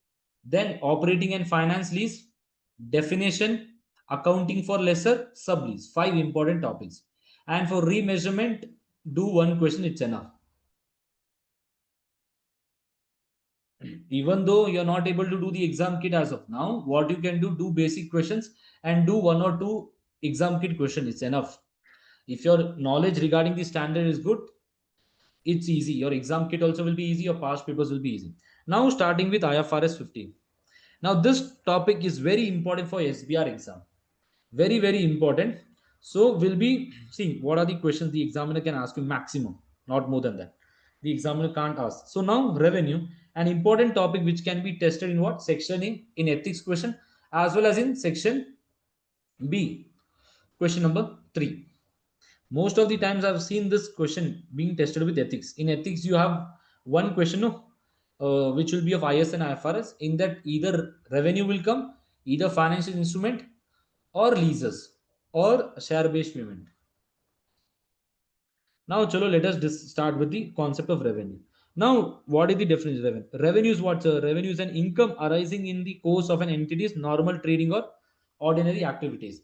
Now, if I say my normal business activity is to sell t-shirts, if I'm selling any asset, will this be my revenue? No. It's an income, but it's not a revenue.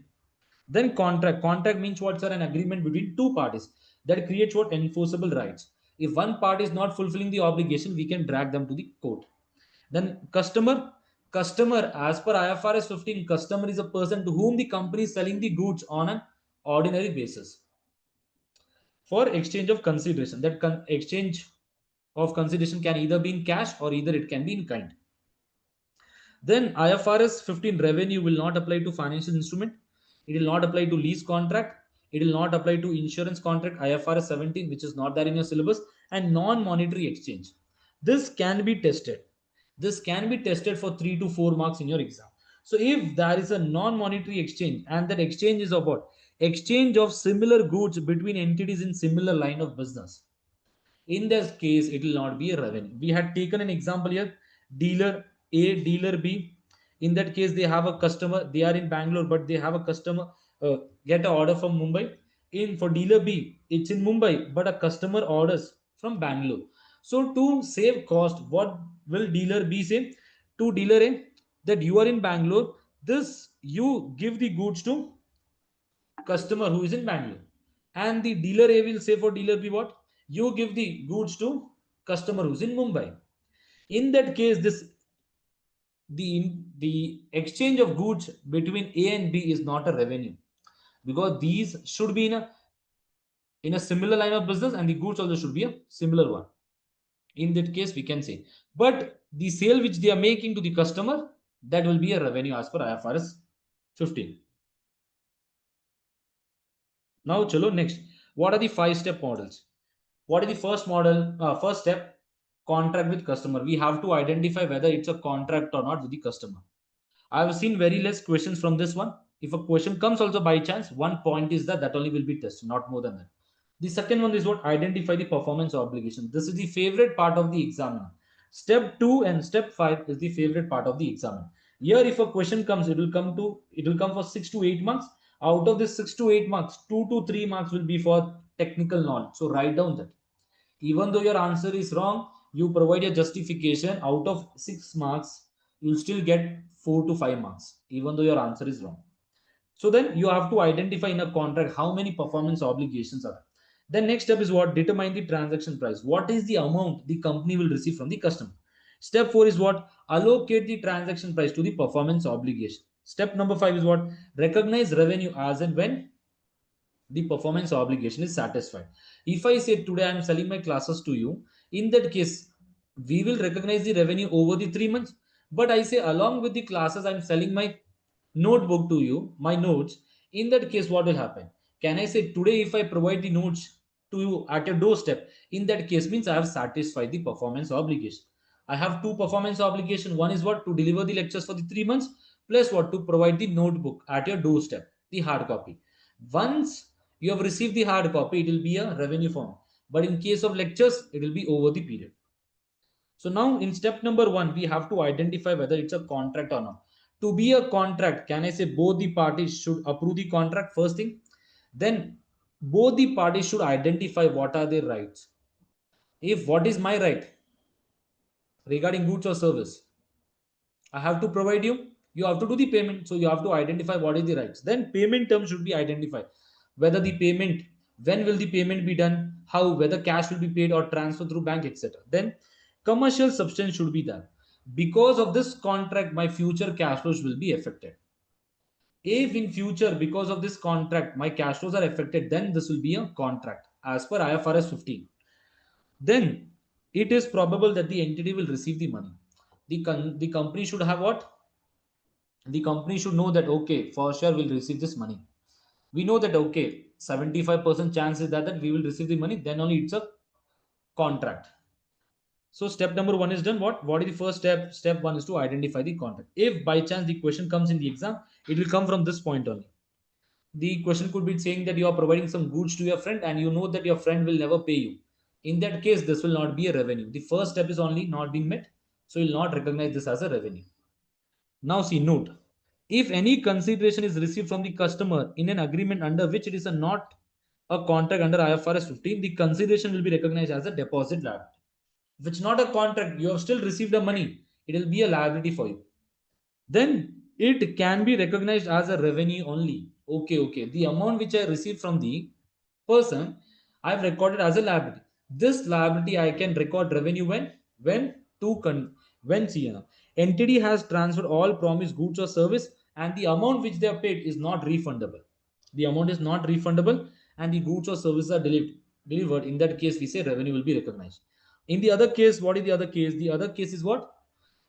We have cancelled the contract. if you have cancelled the contract and the amount is not refundable, in that case the company can record this as a revenue. In case we have seen, in case of token amount, when you want to book a flat, you book it, you pay 50,000, but after 2 months you say to the contractor that I've taken somewhere else. Then the contractor will say that I will not give you this 50,000 refund. That 50,000, the contractor will record it as a revenue because you've cancelled the contract and the amount is not given back. Now this is a combined contract. When there are 2 or 3 contracts, can you combine them? Yes. This can come in your exam for 3 to 4 marks. In past papers, 1 or 2 this has been tested. So 2 or more contract may need to be accounted for a single contract if they are entered 2 or near same time with same customer. It should be what? With same customer. That is what? Related parties. So the what are the conditions? If any one of the following condition is satisfied, you can combine the contract. You can combine the contract. It's not talking about the performance obligation. Only you can combine the contract. The performance obligation can be different. So the contract are negotiated as a single package. When you get into negotiation, you say, sir, that we are purchasing FR classes, also SBR classes. We do the negotiation in one only. Then the amount of consideration paid in one contract depends on the price. You will say, sir, that we have purchased FR classes from you. For SBR, provide some discount. And the customer is also saying it can be combined into one contract. Then the goods or service promised in the contract are a single performance obligation. The goods and services in the contract should be a single performance obligation. Now, what a single performance obligation means, we will come. We will see in the step number 2. Clear with the step number 1, everyone? Yes, sir. Yes, okay. Now coming to the important part for your SBR exam, step number 2, identify the performance obligation. Performance obligation basically means what? Promise in a contract to transfer to the customer. What is the promise? My promise was what? To transfer the book as well as to provide the lectures every day. So now see here, in this case, what can happen? Goods or services or bundle of goods or services that is distinct. Revenue is recognized by the entity when the control is transferred. Now, can I say when I provide the book, my note, the hard copy at your doorstep, I'll record a revenue because this I have passed the control to you. But a series of distinct goods or services that are substantially the same, that have the same pattern of transfer. Now, when you do the recharge, mobile recharge, you pay for the full year. Now, will Ambani or the Reliance company record this as everyday obligation? See, as per the, if you think from a logical point of view, it is what every day Reliance company has an obligation. But can I say the pattern, the consumption is the same way? The way the benefit is provided is the same. So we will record this as a one single performance obligation, like cable service, security service, etc. Because this has been simultaneously consumed by you. So revenue will be recognized over period. So these are the 2 things which you have to look. So the first one is what? Goods or service are distinct. Now coming to the important term, what is distinct? The question will be from this topic only. If it's a series of distinct goods and service which are substantially the same and it is transferred in the same manner, it's a one single performance obligation. You will not say that Reliance has 365 obligations every day for this phone recharge for one single customer. Now, meaning of distinct. So whenever you get a question, please write down these 2 points. You will get 1 marks for distinct. Now, what a distinct means? Customer can benefit from the goods and services on its own or with any other readily available resources with the customer. Now, I mentioned in your exam, what should you see? In the exam, what is the hint? You have to see whether this can be purchased from the market or not. Can this be purchased from the market individually? That means the customer can take the benefit. The other point is what? The promise to transfer the goods or service is separately identifiable from other goods or service in the contract. That means the goods or services which are promised in the contract should be identified, should be mentioned separately in the contract. So now, now this condition will, this condition, the second condition will be satisfied when, this will satisfied when these 3 are not there. If you see your past papers, the questions are from these 3 topics only. Other than this, nothing. So there should be no significant integration. That means what? Today I say that I want to purchase a computer. Now when you want to purchase a computer, can I say a lot of parts are there? The company or the normal, if I go to a market, I can purchase all the computer parts separately also. But I say to the shopkeeper that I need a computer. I do not understand anything about hard disk, monitor, mouse, speaker. I say that only I need one computer. So can I say when I've done a contract here, I mentioned that I need a computer? So this will be a single performance obligation. Understand? If I mention in the contract that I need hard disk, I need a mouse, I need camera of this company, I need the monitor of this company, that means what all are separately identifiable. With separately identifiable, record as and when the performance obligation is satisfied. So when will you say that, sir, the following goods or services are identifiable in the contract? When these two conditions, when there is no significant integration, there should be no significant integration in the contract which I mentioned. Can I say integration was that? That means I need a one single output, that is a computer. No significant modification or customization. Like this will happen in the case of your license. When you purchase a license, and I will provide you installation service also. That installation service will modify the license as per your needs. That means these two are one performance obligation. It's not a separate performance obligation. Goods or services are not highly interdependent or interrelated. Goods or service should not be highly interdependent or interrelated. If any one of the condition is satisfied, this, if we say, sir, integration is there, modification is there, interdependent is there, in that case it is not a separate performance obligation, it's a single performance obligation. The examiner will not ask you out of these 3 points. This only will come. The question will be a little bit tricky, but these are the 3 points from which the examiner will ask you question, not more than that. So I've given examples here as we have discussed a lot of questions in the class also. Now coming to step number 3. Step number 3 is what, sir? Step number 3 is transaction pricing. Is this important? Yes, it's important, but not that much. So what is transaction price, sir? Transaction price is the amount of consideration to which an entity expects to be entitled in exchange for transferring goods or service. Normally means what? I transfer you the goods, how much is the amount you pay me? So what are the considerations which will be learning? Either the consideration can be fixed or variable. So fixed consideration, variable. For your SBR, what is important? This one, non-cash consideration and consideration payable to customer. Either it can come for 3 to 4 marks. If you're very lucky, this can come for 3 to 4 marks. So now let us see what is fixed consideration. Fixed consideration means what's a fixed payment which I will receive, and that will be determined in the contract. The next one, variable consideration. Can I say variable consideration will depend on some future event? Variable consideration will depend on future event. Today, if I say that I want to construct my house, I have given the contract to you. I say that if you complete this contract within 1 year, I will give you 1 lakh rupees extra. If you complete within 1.5 years, I will give you 2 lakh rupees extra. Now, you should record a revenue in your book. Now, when you should record a revenue in your book, what is the payment you will receive? You have to determine the transaction price. Now, when determining the transaction price, 10 lakh rupees I'll pay you. 10 lakh rupees I'll pay you. But the extra bonus which you'll be getting, no, you have to consider the probability here. So whenever a question comes regarding transaction price, please write down this point, get 1 marks.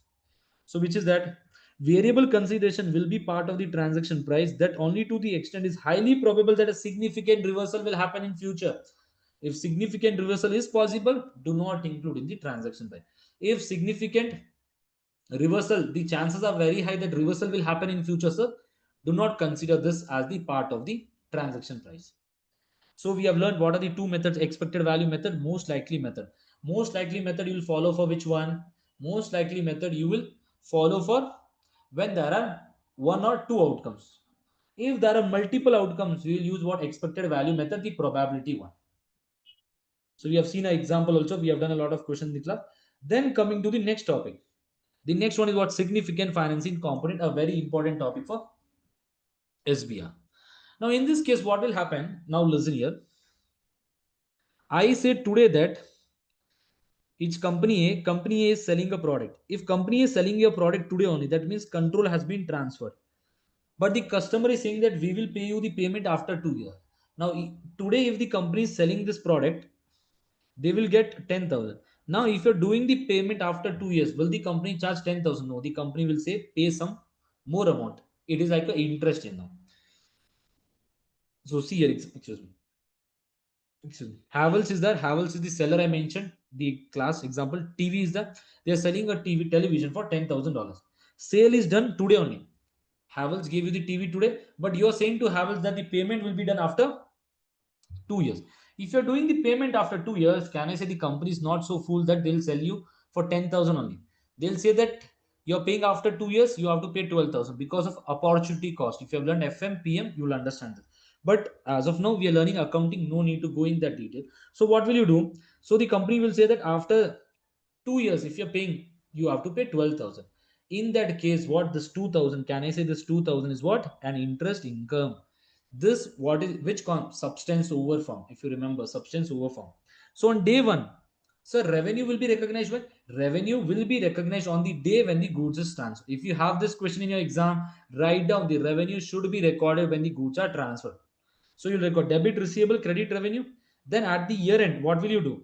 Receivable, credit, interest income. You'll increase your receivable, and then what will for 2 years? This 2,000 for 2 years. So where will this go? Financing category. This will be recorded in financing category. And when the payment is done, then what we do? Debit, cash, credit, receivable, 12,000, 12,000. I hope everyone knows the concept of accrued revenue and deferred revenue also. Yes or no, everyone? Because I have seen a lot of exam kit questions where this has been tested, and it's a general common sense and the knowledge of FA, prepaid expense, prepaid income, all that. The second question, the second example we had taken. The first example was what? The goods are given today. In future, the company is getting the payment. In that case, the company will have income. But I say the other way. Today, the company is delivering the TV after 2 years, but the payment is taken today. In that case, this will be what? As a loan. It will be treated as a loan. So on the day one, what will Havels do? Havels will record debit, cash, credit, contract liability. Contract liability means what's unearned income. Unearned income. So here you will have interest expense. This interest expense also will be recorded in financing category. I mentioned in SBR, if you just do the calculation, no marks. Write down in simple sentence the interest cost for the year is this, and it will be recorded in PNL, 1 marks. Then next one, at the year end, can I say at the year end, revenue should be recorded when? Revenue should be recorded when, sir? When the goods are delivered. Can I say the goods are delivered after 2 years? So after 2 years, whatever is the market price of TV, on that basis, the revenue will be recorded. So yes, transaction price should be adjusted for financing component when either party, entity or customer, provides benefit of financing to other party. Now, significant financing component exists if there is more than 12 months gap between the transfer date of goods or service and the consideration paid. The time period should be more than 12 months because IS and IFRS works on the concept of discounting, where the time period is more than 1 year. So now see, revenue should be recognized when the control of the goods is transferred. Revenue should be recognized at the cash selling price. Should be recognized at cash selling price on what date? Day control is transferred. Day control is transferred. Then discount rate. Which is the discount rate you'll use here? You'll use the market interest rate. In IFRS 16, it was reverse. Implicit rate, then incremental borrowing rate. Here it's ulta. Here you'll use incremental borrowing rate first, then implicit rate. Then implicit rate. If you have a question regarding financing component, write down this also. What is the priority? You'll be getting 1 marks. You'll be getting 1 marks. Now, this is an important point where significant financing component will not exist. Customer paid for goods or service in advance of the timing of the transfer of the goods are at the discretion of the customer. The customer is paying you advance. Companies that the customer is paying you advance. It is at the discretion of the customer. It's based on the choice of the customer. In that case, this will not be a significant financing component.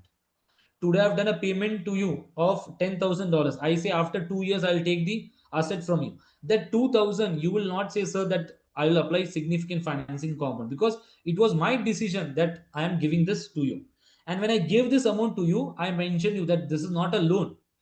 I am happy. We are very good friends. That is the reason I've given today only the advance amount. In this case, you will not apply significant financing component. The next one, a substantial amount of consideration is variable based on the future event, like royalty. Whenever there is a payment that should be done on based of royalty, in that case, that also will not be a significant financing component because there will be a difference. If today I publish a book and I give to you and I mention that you can sell this, the number of copies which you sell, you should pay a royalty to me. Now, can I say the royalty depends on the future event? That is what sales. So the time gap will be more than 1 year, 2 year, 3 years. You will not say that, sir, this is a significant financing comment. It's not a significant financing comment. You will avoid here also. The next one, the difference between the promise consideration and cash selling price arises from a reason other than promise of finance. That means basically means what here? Yeah, you have to decide better that it will not be variable for sure. You know that you will receive that. No, today I am giving my copyright of my books to you and I say that I need royalty of 10% as and when you make a sale. So I'll do estimation how much or how many copies you can sell. On that basis I'll record revenue.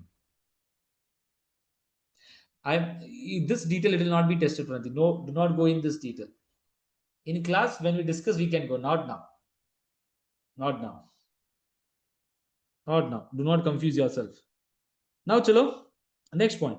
Now today I say that some companies will do what? No, some companies or the customers will pay the amount today only to protect themselves.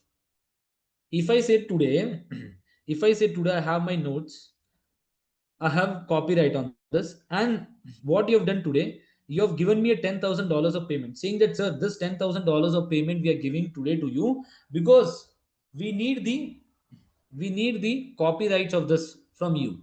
In that case, can I say for me, if my business is only of selling copyrights, in that case, what? It will be a revenue, but this revenue I will not discount it. Why are you paying the 10,000? You're paying the 10,000 to protect yourself so that someone else will not come and purchase the copyright. So like when we see in construction business, no, in construction business what will happen, the customer, now if the contractor has done a work of 10 lakh rupees, the customer will only pay how much? 8 lakhs. They will not pay 2 lakhs. Why? They will have a fear saying that this contractor will run away, he'll not complete my house. So the 2 lakhs which you're not receiving, you should not say that, sir, that this will create a financing component. No, no, no. This is done. The 2 lakh is not paid because of what? To protect themselves, either the company or either the customer. Understand that? So if the difference is less than 12 months, then this also will not be a significant financing component. I have not seen question regarding this topic, but 2009 2008 questions were tested from this topic a lot. So if in exam by chance comes, if it comes also, these two topics will come. Second point and third point. Second point and third point can come in your exam. Now coming to non-cash consideration, this has been tested a lot of time. IFRS 15 and your share-based payment is linked together, and it has been tested in your specimen exam also. You have question in your past papers also. You have question. Now sometimes what will happen? No, the consideration which you are paying is a non-cash. Cash is not paid. So if you remember, we had taken in the class the example of Rolex watch and Gucci bag. So company A is selling a Rolex watch. For company A, what it is, sir? It's a revenue. They'll record the revenue for Rolex watch. Company B is a customer. Understand? Company B is a customer. Now this customer B, I mentioned, the customer is this customer does not have any cash. In that case, he will say to the company about that, what I can do, I have a Gucci bag. This Gucci bag also has a very good value. We will exchange this. So in this case, company A is selling Rolex watch. It's main business for them. Now the revenue, at what amount the revenue will be recorded? The revenue will be recorded at the preference will be given to what? Fair value of the non-consideration received, non-cash consideration received. If in the exam the question comes for 3 to 4 marks, please write down this. This will carry 1 marks, 1 to 2 marks. In your specimen exam also you have this question regarding share-based payment, question number 3. If you have solved, you will know share-based payment and this both is combined together. So fair value of non-cash consideration received, the priority will be given to non-cash consideration received here. If you remember IAS 16, it was given that. So here, whatever is the fair value of the Gucci bag will be my revenue for Rolex watch. If the fair value of the Gucci bag is not available, then we'll consider the fair value of the Rolex watch. The fair value of the Rolex watch will be what? SSP in the market, the standalone price in the market. Then we have done a question. I hope this is clear to everyone. Any doubts still here? I'm doing in detail only so that if a question also come by chance from these small topics, you'll be able to tackle it. Because I've seen many students saying, sir, something came out of the box. In SBR exam, FR exam, nothing will be out of the box. If you have done the concepts very well, the paper will be damn easy. Students will neglect saying, okay, in IFRS 15, what is important? In IFRS 15, only the step number 2 and step number 5 is important. They'll not do the small areas which are very important that are tested for 4 or 5 marks. Now coming to the next one, customer provided goods or service. Sometimes the customer will provide goods or service. Why will the customer provide goods or services? To ensure that the product which he is getting back from you will be of a good quality. So we have seen here two things. Here we have taken the example of a gold chain. A person is there, he's going to a store, he need a gold chain, etc. I'll not go in the example detail, but I'll mention the rule. What is the rule? If the control is transferred, that means the customer is providing you goods or service. Let's take the example of construction only. I want to construct my house. I have given a contract to you, but I have a cement business. I am providing cement to you. That means me as a customer is providing goods or service to you. If I am providing goods or service to you and I am passing the control of these goods or service, then fair value of the goods or service supplied by the customer will be added to transaction price. Will be added to transaction. If I say the entity does not obtain control, you're not getting the control, in that case what will I say? Fair value of the goods or service supplied by the customer will not be added to the transaction price, will not be added to the if control is transferred, it will be added to the transaction. If control is not transferred, you will not add this to the transaction price. Then consideration payable to a customer. Now if you're constructing my house today, why will I pay you back? No, no, no. If you are constructing a house today for me, you are paying back some amount. What are you doing? I paid you 10 lakh rupees and you're paying back me 1 lakh rupees. Now, why are you paying this 1 lakh rupees? There can be two reasons. The first reason is what, sir? You will say, sir, that we have provided a discount to you. So, in that case, what will you do? This 1 lakh you will reduce from the transaction price.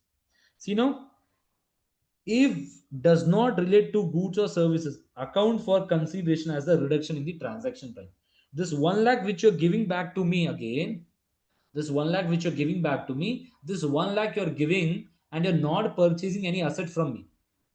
You're not purchasing any asset from me. So this 1 lakh will reduce the transaction price. But if I say this 1 lakh you're giving me because you're purchasing some asset from me. If I am your customer, you can be my customer. I also have business, you also have business. I am your customer, you are my customer. In that case, this concept will apply. So if you are purchasing some goods or services from me, in that case, does not affect the transaction price. So recognize purchase of goods or services from the customer separately. So this 1 lakh which you are giving me, no, I will not include in the transaction price of the other contract. It will be treated separately. But if you're not purchasing anything from me, then the amount I will reduce from the transaction price. I hope this is clear to everyone. Sabko clear hai? Yes, sir. Yes. Yes, sir. Step number 4 is what? Step number 4 is allocation of transaction price. What should you do? Sir, you got the transaction price of 10 lakh rupees, sir. Now, how many obligations are there? I say there are 5 obligations. So, what should you do? You should allocate this. Now, when you allocate it, on what basis you should allocate? Now, see, this also has been tested. This has been tested in your past papers. So, see here now. Allocate the transaction price to each performance obligation distinct goods or service on a relative standalone selling price, SSP. SSP means what? Standalone selling price. That is the market price in the market. Standalone selling price is what? The price at which an entity would sell a promised goods or service separately to a customer. When I purchase, when we have done a combined sale, or when you have sold me 2 or 3 items together, you have provided a discount. But can I say that discount will be applicable to all the products in that contract? If standalone selling price is not available, then what should you use? Adjusted market assessment approach. That means you will take the competitor's price, you will adjust it. You have a question, the latest only it was tested in one of the paper. Then cost plus margin. If I say there is no competitor, in that case, how will you calculate the SSP? The SSP will be based on cost plus margin approach. Then the third one is what? If, sir, this is also not available, then residual approach. Residual approach means what? If I say today I paid 10,000, in this 10,000 there are 3 assets, B, C, D. I know what is the value of B and C. I don't know the value of D. Can I say how can I identify? 10,000 minus B minus C, I will get the value of D. Simple. That is known as residual approach. In your past exam, this two, first one, second one was tested. If you would have just written these points in that question, 2 marks were just available to write down these basic points. So this is clear. Then allocation of discount, in the we have seen an example. See here now, I say that X, Y, Z are three products which are sold by the company for $10,000. Product X, Y, Z, the standalone selling price is what? 5,000, 4,000, 3,000, and total it is 12,000. But the company is selling to you at 10,000. That means discount is there of 2,000. This discount of 2,000 should be allocated. So how will you 10,000 into 5,000 divided by 12, 10,000 into 4,000 divided by 12? You will do this and get the value. This step number 5. Step number 4 is also easy. I hope this is clear to everyone. Then coming to step number 5. It's a very important step for your exam point of view. Now this step says what? When should the company recognize revenue? Revenue should be recognized when over the period. Yes or no? Revenue should be recognized over the period. Now over the period or at point in time. That depends based on what's a control. Now what does control means again? Sir, control means what? We have learned in IFRS 16 also. Control means take all the benefits and should have the ability to restrict someone else to take the benefit, or you have the right to direct the use of the asset. But here we are learning from the point of view of what? Revenue. So what should you consider? All the benefits. You can take the benefits and you can prevent others from taking the benefit. Now there are some other indicators which are mentioned. I have mentioned here. These are the indicators which will be given in your exam, and they'll ask you whether control is transferred or not, whether this one. So now, if in the exam you will have this, you have to write down these 5 points, and you'll be getting 1 or 2 marks. Now, if in exam you do not have time, what you can do not waste time writing these 5 points I mentioned in the class. Out of these 5 points, only 2 points are linked to the case. Write down those 2 points. It's enough. The examiner will give you full marks. So what are the additional points? Entity has a present right to payment for the asset. That means today I have provided a iPhone to you. I have the right to receive the payment. That means control is transferred. Or the customer has the legal title of the asset. The asset is in the name of the iPhone, belongs to you. It is legally written on a paper. Third one, entity has transferred physical possession of the asset. The iPhone is not with me now. It's with you. You are using. The customer has significant risk and rewards of the ownership of the asset. Now, whatever happens to the iPhone, it's your risk. It's your headache. It's not my headache. The customer has accepted the asset. That means the customer has said, okay, this asset belongs to me. These are some indicators. It's not for sure that when one of the condition is there, you will say control is transferred. You have to see the given case in your exam, because every time the case will be new in professional papers. Every time the questions will be new and the questions will be easy only. So I hope everyone understood the control here. This control also has a link with IFRS 16, sale and lease back.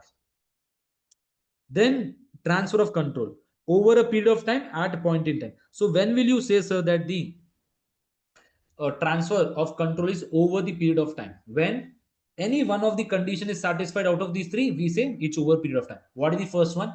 Customer simultaneously consumes the benefit which is provided by whom? Provided by the entity. That means if I'm performing, I am providing you lectures. As I'm performing, you are taking the benefit. It's over the period. I'll record the revenue over the period. Second one, today I am a contractor, you are a customer. You have given you have mentioned that, sir, please construct the house, we will pay you. In that case, as I'm constructing, it's creating an asset for you over the period of time revenue. Then the other one is what? The asset which I'm creating today for you, it's a unique one. It's a unique one. I'll not be able to sell to someone, and I have the right to receive the payment from you of the work which I've done today. Here we have taken the example of satellite and the example of Uri, if you remember in the class. Any doubts in this? If any one of the condition is satisfied, we say, sir, revenues over the period of time. If it is any one of the condition is not satisfied, we'll say that the revenue should be recorded at point in time. At point in time. In your exam, if a tricky question comes, the question will be from the third point only. If you have a question from first and second point, it will be damn easy, straightforward. If the question is little bit tricky, you're not able to understand, please apply this rule, you'll get your answer. We have seen this in the exam kit also. When we apply this one principle, we get the answer. So this, your step 5 is also done. Now coming to methods of measuring progress in a control is transferred over a period of time. If the control is transferred over the period of time, sir, how should we record the revenue? It should be recorded over the period. Sir, will we record the revenue saying that, sir, 10 lakh rupees divided by 12? No, better. This is not an appropriate way. As per conceptual framework, this will not provide true and fair presentation. To provide true and fair presentation, IFRS 15 says what? There are two methods. I have not seen questions from this topic in SBR. It's very important topic for FR. But just let us read it once. So there are two methods, input and output method. Input method means what? What are the resources that the company has used? Output method means output method will be based on the work certified. What is the value of the work completed? So step number one is what? Calculate the overall profit or loss. If it's in profit, no issue.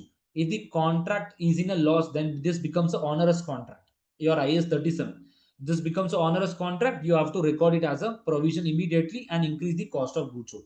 Step number two is what? Determine the percentage of work completed. If it is input method, what we do? Cost incurred till date divided by total expected cost. Total expected cost means what's a cost which you have incurred till date plus future estimated cost. Output method means what? Work certified divided by contract price. Step number three is what? You record revenue. You record revenue. If revenue was recognized previous year, 30% and till now it is 50%. That means only for the second year, 20% of the revenue will be recognized. This works on a cumulative catch-up basis. Understand that. Then step number four is what? Step number four is what? Calculating contract asset or contract liability. This you have in your exam. This has been tested in the past papers. Contract asset. Contract asset basically means what? The company has done the work, but they have not received the payment. Contract liability means what? They have received the payment, but work is not done. So with this is clear to everyone. Any doubt still here now? All the step 5 I've explained in detail. Step 1, step 2, step 3, step 4, step 5. I hope it is clear to everyone. These 5 steps.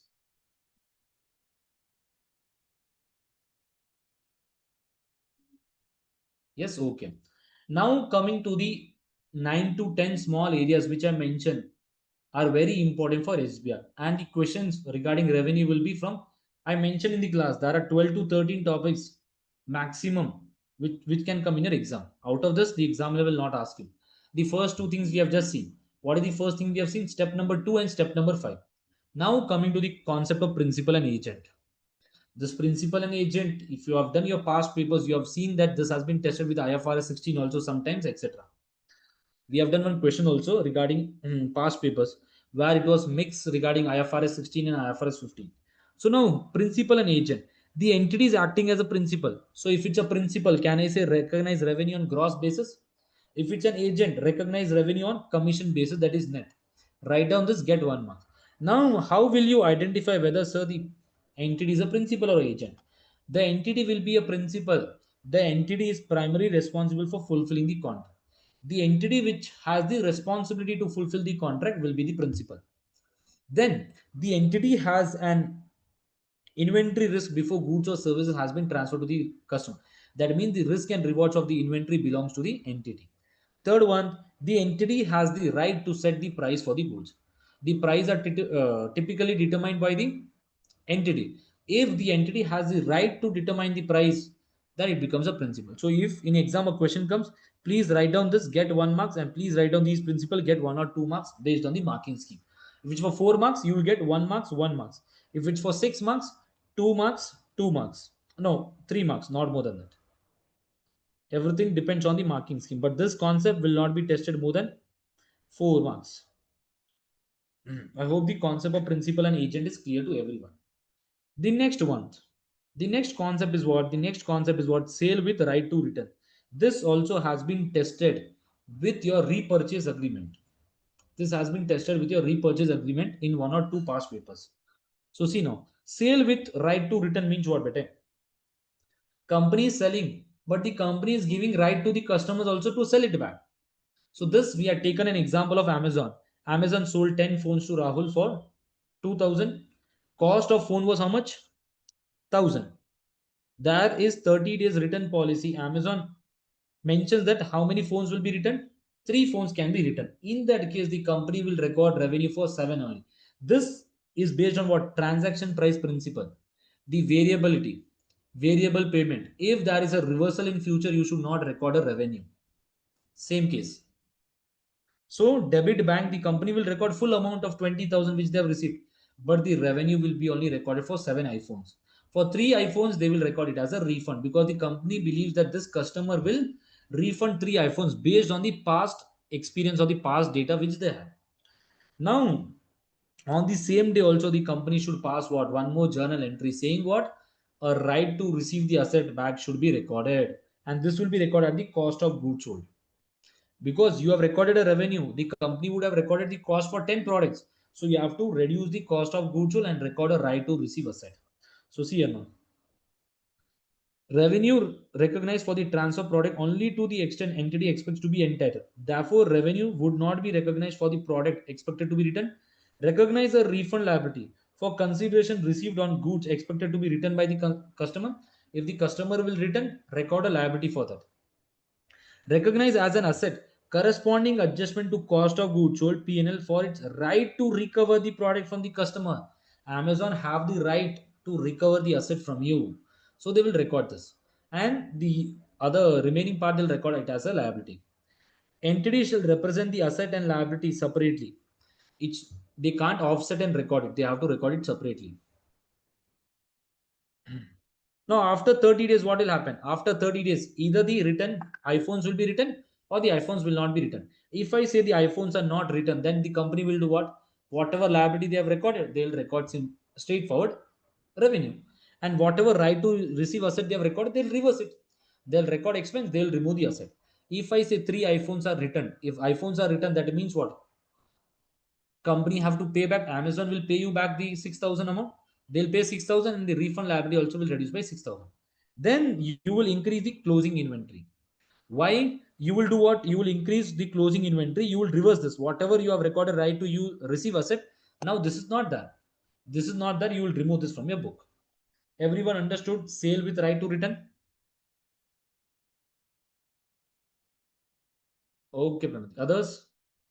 Yes, sir. Yes, Yes, okay. sir. I hope that is okay. I'm going in detail only so that it becomes a very good revision. And chalo, now coming with warranties. This also has been tested in one or two past papers. So warranties, there are two types of warranties we have seen. The first one is what, assurance warranty or standard warranty. This is as per the requirement of law. So in this case, can the company record a separate performance obligation? No. It will be treated as per IS 37. A provision will be recorded. Simple. Now other service warranty. Service warranty means additional warranty. When you purchase any iPhone, they give you 1 year warranty.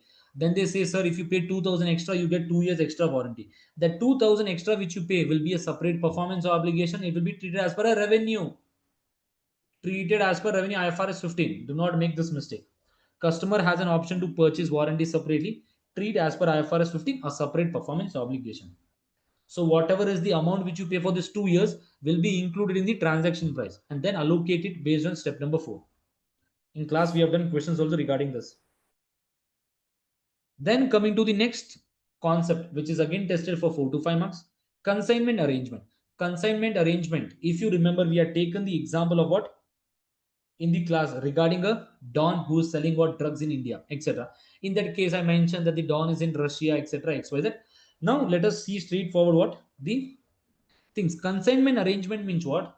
A consignment agreement is an agreement between the consignee and consignor for the storage, transfer, or sale or resale and the use of goods. You can take the example of these showrooms like your Maruti, Suzuki, etc. These showrooms which you have, no? So these all works on the consignment arrangement concept here. So what are the indicators now? The entity control the product until a specified. Even though what will happen today, I am a car manufacturer, you are a dealer. What I've done, I am selling this manufactured car to you. I say that this car which you have in your showroom, I can take this back anytime. And if I say that you should deliver this car to some other store, you have to do that.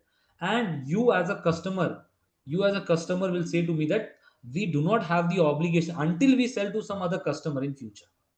So in that case, can the company today, can Maruti Suzuki or can my manufacturing unit record the revenue today? No. Even though the physical possession is with you, but I have the right to take back the asset from you, or I have the right to say to you to provide this to someone else.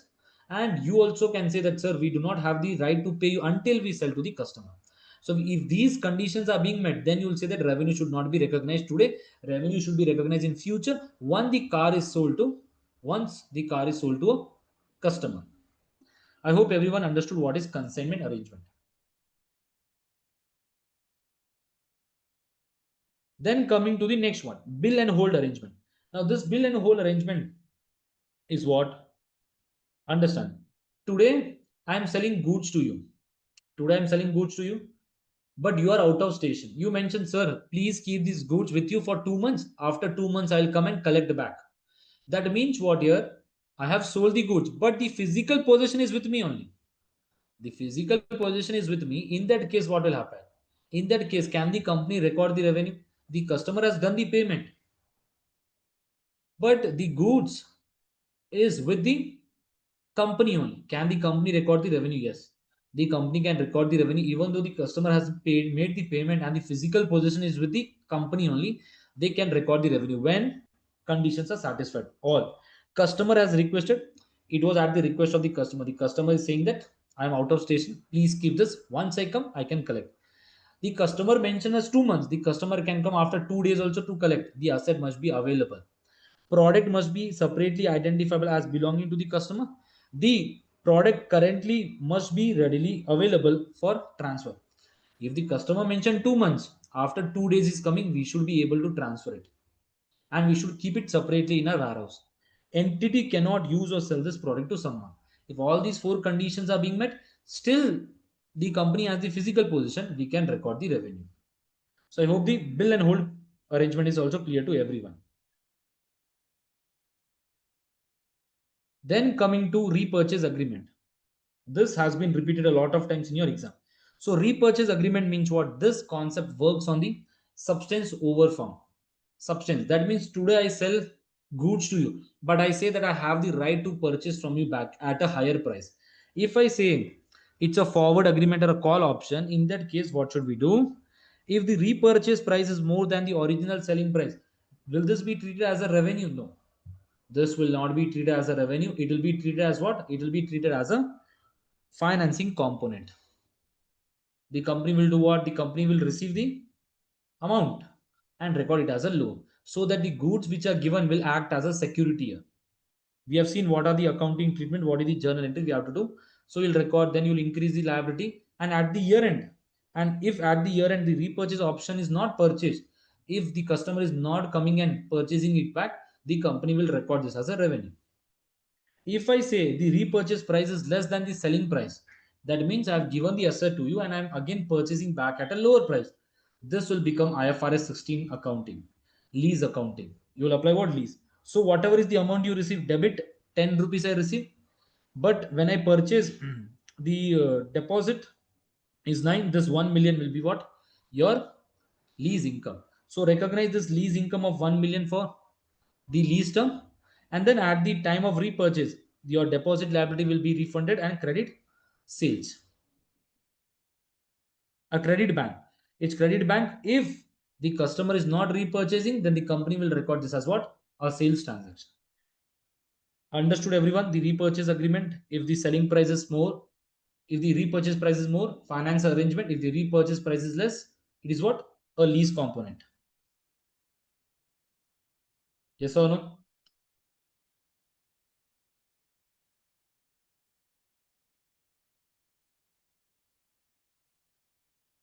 I hope it is clear to everyone, this one. Then coming to put option. In case of put option, it depends upon the buyer.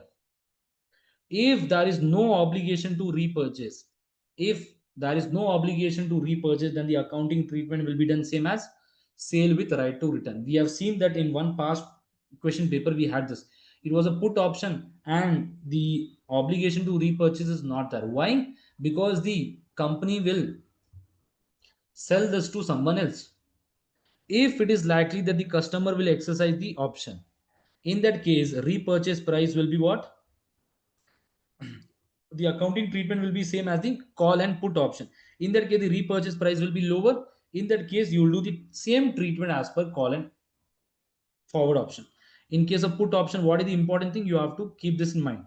If no obligation to repurchase, then the accounting treatment will be same as sale with right to return. If it is likely that the customer will exercise the put option, when will the customer exercise the put option? Customer will exercise the put option if the value in the market is more and the right which he has to purchase is at a lower value. In that case he will exercise this. Understood everyone? repurchase agreement.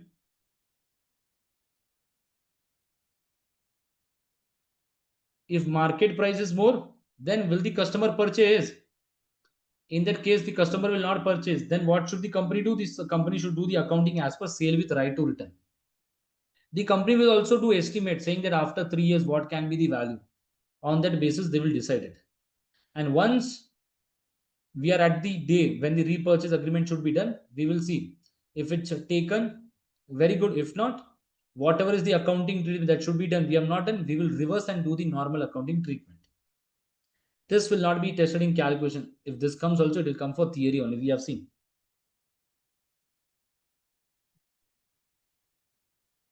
Then contract cost. For contract cost, there are two types of contract cost: contract acquisition cost, contract fulfillment cost. In case of contract acquisition cost, what do we do? Cost incurred whether or not contract is obtained. Whether or not you get any contract, expenses that like your sale team is traveling all over India and trying to get clients. In that case, this will directly go to P&L under which category? Operating category. If incremental cost, if you receive the contract, it's a cost to you. You have received the contract. If you receive the contract, you have to pay some sale commission. In that case, this will be recognized as an asset, and over the period, it will be recognized as an expense. This has been tested in your past papers also. We have seen. Then contract fulfillment cost. In contract fulfillment cost, what will happen? If any cost is there and that cost is treated as per old respective standard like IAS 16, IAS 38, IAS 14, as per respective standard will be covered. If cost incurred to fulfill the contract, like we have a machine, that machine we are using to provide some service. In that case, whatever is the depreciation, that will be treated as per IAS 16. It will not come into picture here. But if any other cost is there which is not covered by respective standard, if it is not covered by respective standard, then what we can do? Can we record this as an asset? Yes, we can record this as an asset if these three conditions are fulfilled. That means cost should be directly related to the contract. The cost generates or enhance the resource. Whatever cost you incur should enhance any resource, or the company should get a benefit, and entity will recover the money with a margin. Today whatever expense I've incurred, in future I know that okay, my sales will increase, benefit will be there, plus I know that in future the cost which I've expensed, I'll reclaim it back with a profit margin. In this case, if three conditions are satisfied, any expense can be recorded as what? Any expense can be recorded as a, what we say, asset, and that asset will be amortized over the period. Then coming to contract modification, a very important topic. This has been tested in the pre mocks, in pre March, not pre September this month, but pre March mock which we had. In that, this was that, as well as in one or two previous year papers. If you see your study hub, you have questions regarding this topic also. So contract modification, if there is contract modification and the modification that constitutes a separate contract, it's a separate contract. That means what?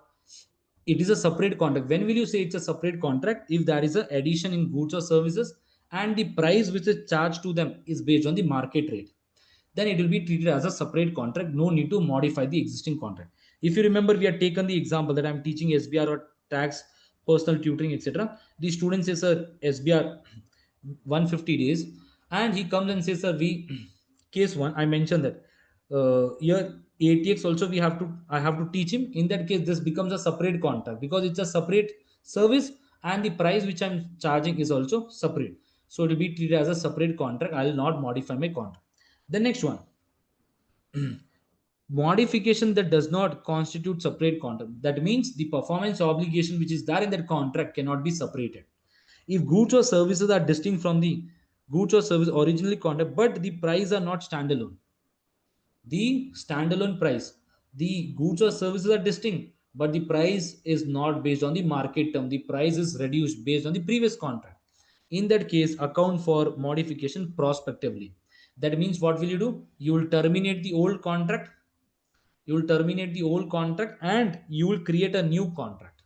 If I say the old contract has an expense of 20,000, out of the 20,000 you have recorded 10,000, so remaining is what? 10,000, and the new contract has a 5,000. So this is your total.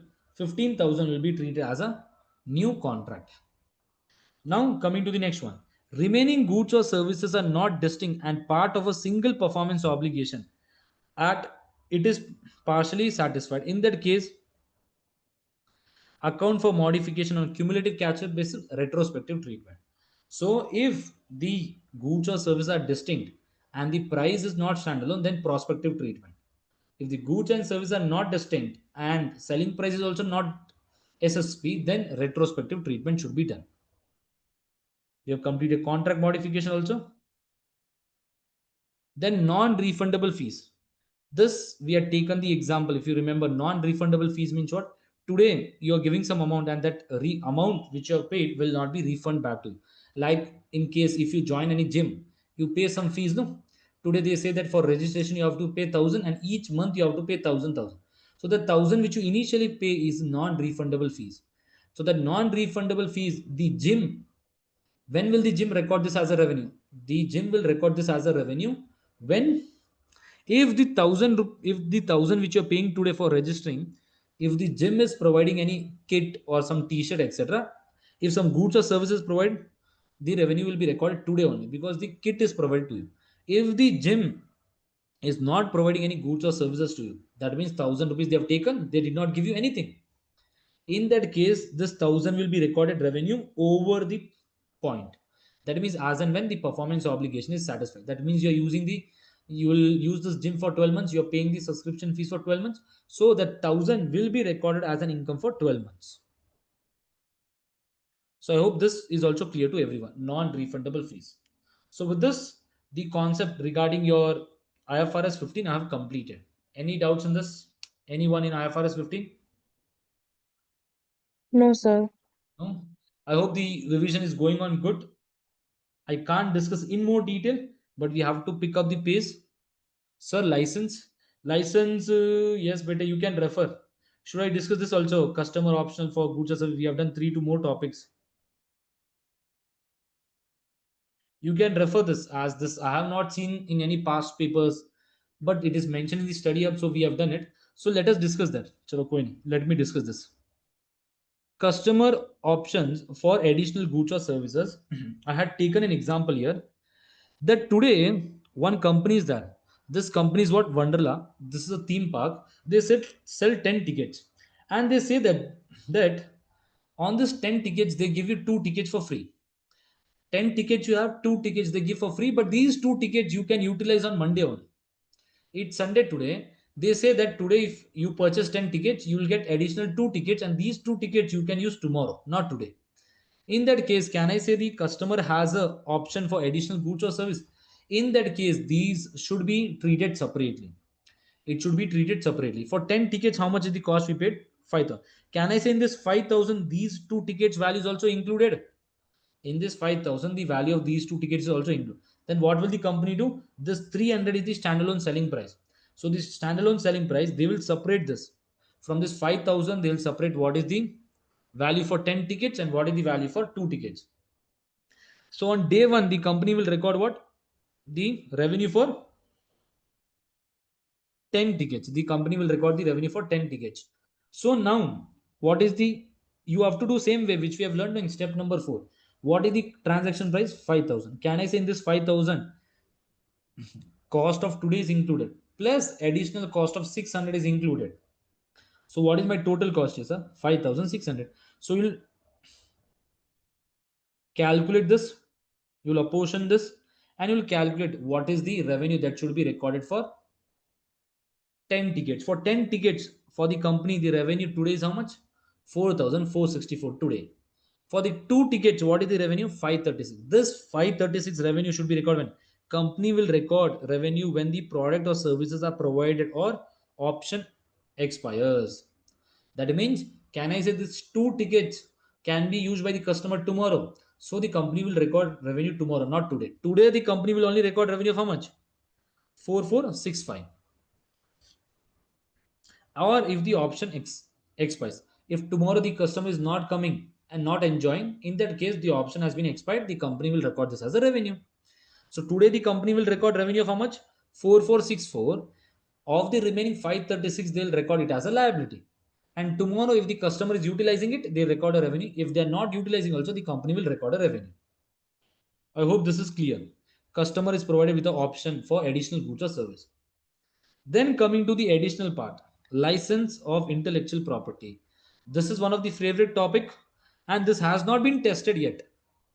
This has not been tested in any of the past papers, but for the coming attempts, this can be tested.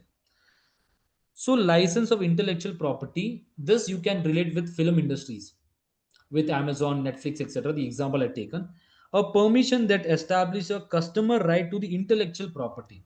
Like today, if I produced a film, I'll have the rights. That rights I've given to Amazon, I've given to Netflix, I've given to movie theaters, I've given to TV channels, etc. In that case, how will I record this as a revenue? Because my work is this only. As I produce films, I sell the rights to them. That is also my income. So see now.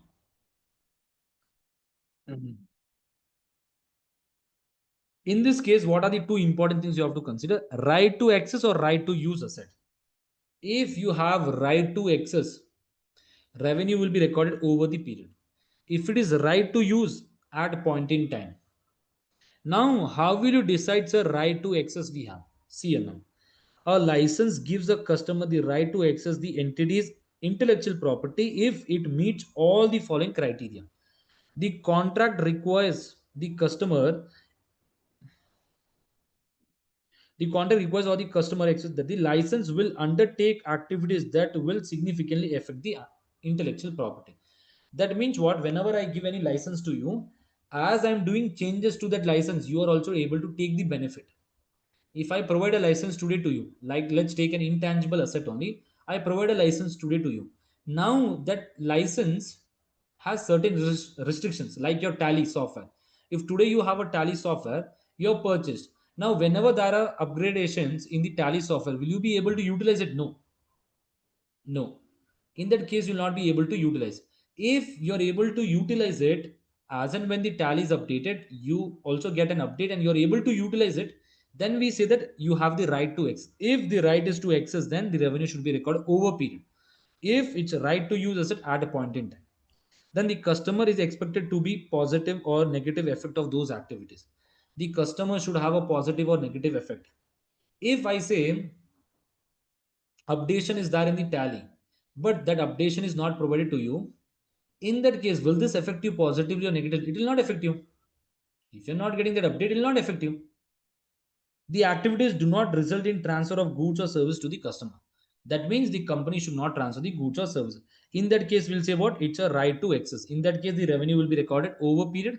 If any one of the condition is not satisfied, then the revenue will be recorded at a point in time. Understood these points? We have done two questions in the class regarding this topic. So what is important? You have to see whether it's a right to use asset or right to access. When will you say it's a right to access? When customer is expected to be positive or negatively affected with that, the activity should not result in the transfer of the goods or service, and the customer will take the benefit as and when there is a change in the intellectual property. So with this, your IFRS 15 revenue is done. I hope we have spent good time in IFRS 16 and IFRS 15. Why? These are frequently repeated topics in the exam. Others, any doubts? No, No, sir. sir. I hope it's not boring. Huh? Not at all, sir. Not at all? You'll say, sir, exam hai sir, 2 दिन में. How much I can do, I'm doing it. I'm revising each and everything I'm saying you. Okay, avoid this mistake, etc. So we have completed what? IFRS 13, IFRS 16, IFRS 15. So now we will do IFRS 2 share based payment, and then IFRS 8 and IS 37. It will not take much time. Yeah, I'll share the notes. I'll share the notes. Yes, Sahil. Sir, I can see that we have very less time, so I think we should just continue and finish what we can do today. I'll leave. Basically, what I wanted to ask was that we have sustainability and APMs. So Yeah. which one of them do you think has the highest probability of coming in the last question number 4, section B? APMs. APMs? MPMs. They could This ask time MPMs. MPMs. They could ask a difference between MPMs and APMs. Sir, there is rarely any difference. Yeah, that is the question. No, that only will come in the exam. That's the difference. You have to write down what is MPM and just simply link it. You will get full marks. Okay. Pranati, I've shared the question regarding MPM also in the class. The 3 questions you have to do mandatory for this attempt. I'll share that in this group also for SBR group. Sir, can you share that today only, even though you are not taking APM today? Yeah, I'll share that 3 questions regarding IFRS 18. Then we have done MPM and then one more topic, IFRS 19. 3 Okay. questions. Yeah. Public accountability without Yeah, disclosure. Yeah. understand the new topics which are there, the question will be straightforward. It will not be complicated. Sir, if you could just share those questions today in the group, even though you're not taking them today, that would be great. Yeah, I'll share it. I'll share it.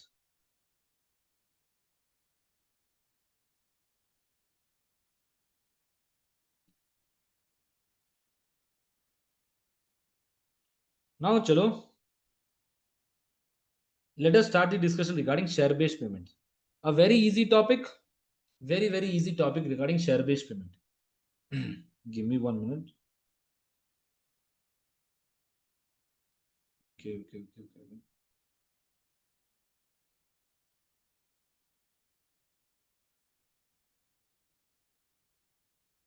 IFRS 2 share-based payments.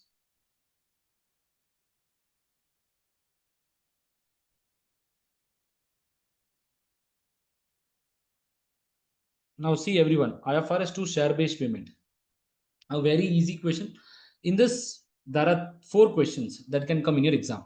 The first one is what? Accounting treatment for equity settled share-based payment. The second one is regarding cash settled share-based payment. Then the third question can be regarding hybrid instrument. The fourth question can be regarding share-based payment for to other parties, not to employees. 4 questions.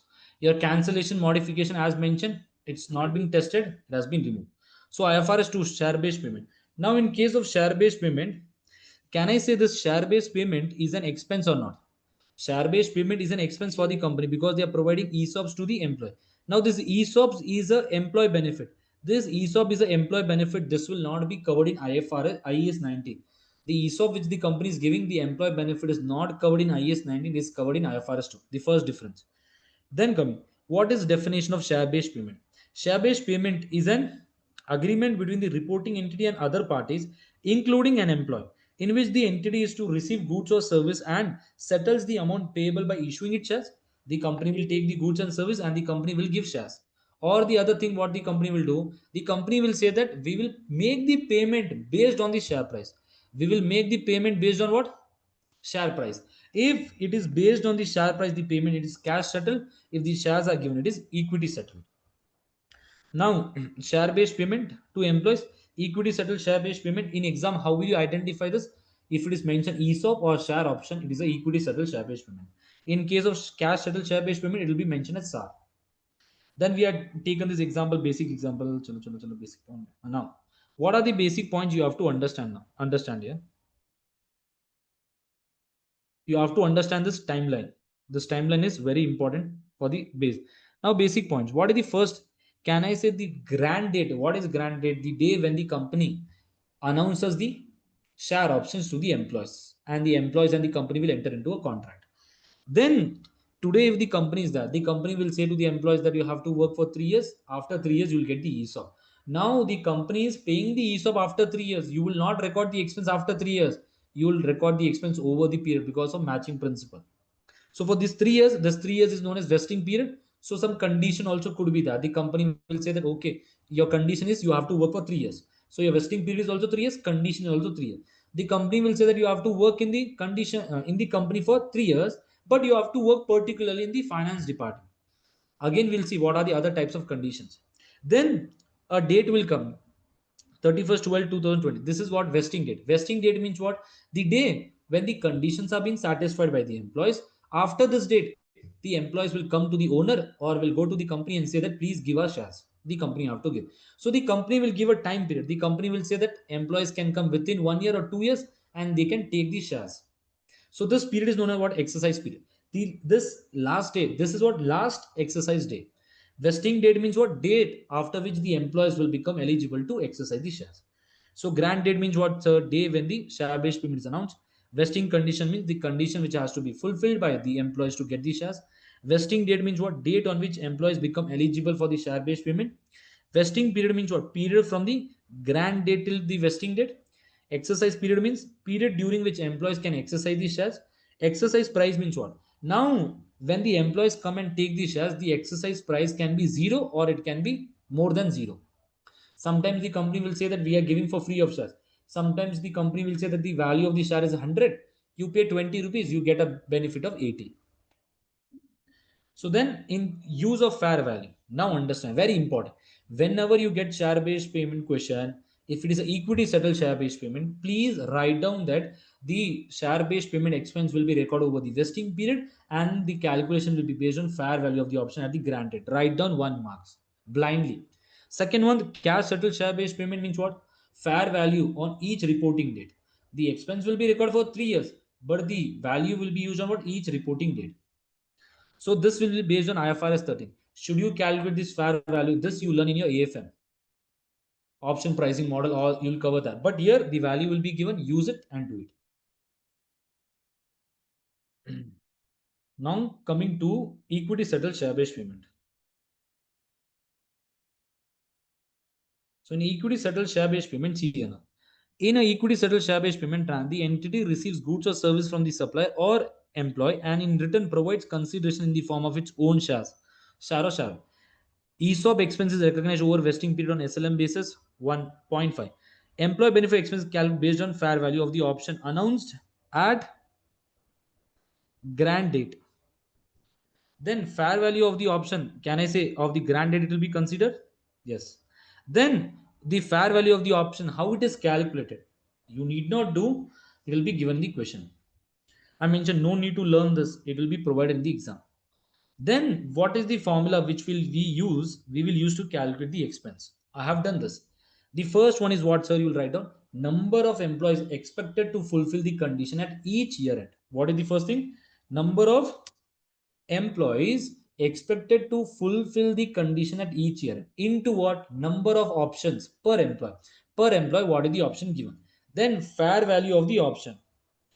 Then what we record? Vesting period completed till date. Then divided by what? Total vesting period. You get the expense. And if you have already recorded any expense previous, you will reduce this. So this you will get at what? Expense in the current day. This expense, which category? It will go to operating category because it's for the business purpose. Now, how will you calculate this, sir? Total number of employees expected. Number of employees to fulfill the condition at each year end. So how do we do this?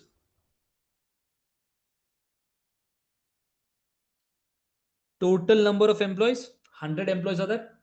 Actual employees left till date. Employees were 100, sir. In the current year, 10 employees left. In the coming 2 years, how many employees will leave? Further 10. So the number of employees will be what? 80. Because the employees have to fulfill the condition for 3 years. Then only they'll be getting the shares. So on the grant date, will there be any journal entry? Nothing will record. At each vesting date or each reporting date, we'll record it as an expense. If it is an expense, we record employee benefit expense. This where will you record? In operating category and equity settled share based payment. For if there is a reversal, sometimes it can be no, you have recorded more expense and in the next year the expense is less because it's an estimate. And in case of estimate, can I say prospective treatment should be done? So we reduce it. This share based payment reserve will be what, sir? Part of the other component of equity. Now you have to write down this. You have to write down what is the expense for the first year. For the first year, for the year ended, the share based payment expense will be recorded in the P&L this much, 1 marks. Then you have to write down the equity value in the balance sheet under the share based payment reserve will be this one. You have to write down that. Then then okay, we have done it. Then what will happen? Exercise date will come. On exercise date, what will happen? The employees will come to the company and the employees will say, give us the shares. So once the company is giving the shares, can I say the company will do what? Can I say the company will debit share based payment reserve? They will remove it. They will give what? Share capital and share premium. They'll give what? Share cap. The share capital will increase and whatever the balancing figure will be your share premium. Now I mention you either the exercise price can be 0 or it can be more than 1, more than 0 also. Either the employees will pay 1 rupee, 2 rupee, or they'll not pay. Shares are given for free of cost. So it depends on the question. In this case, the employees are exercising. If I say the employees are not exercising, in that case, what will happen? You will remove the share based payment reserve and you will record this into retained earnings as an income. This has been tested in one of the latest paper for 4 marks. So what will you do if it is lapsed? What we normally do, sir, we remove the share based payment reserve and we do what? We whatever expense we have recorded, we will reverse and record it as an income in the retained earnings. You will not take this to P&L. You will directly take to retained earnings. Understand that.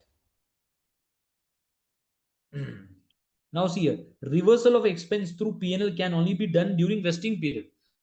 But after vesting period, the reversal of expense is only done through retained earnings, through equity. The major differential. So with this, your equity settled share based payment is clear to everyone, I hope. There is no such problem. Now coming to some conditions. What are the two types of conditions which are tested? Service condition. Can I say service condition? Basically what we do, we record the expense over the years. 3 years, first year, second year, third year expense. No such problem. Performance condition. There are two types of performance condition.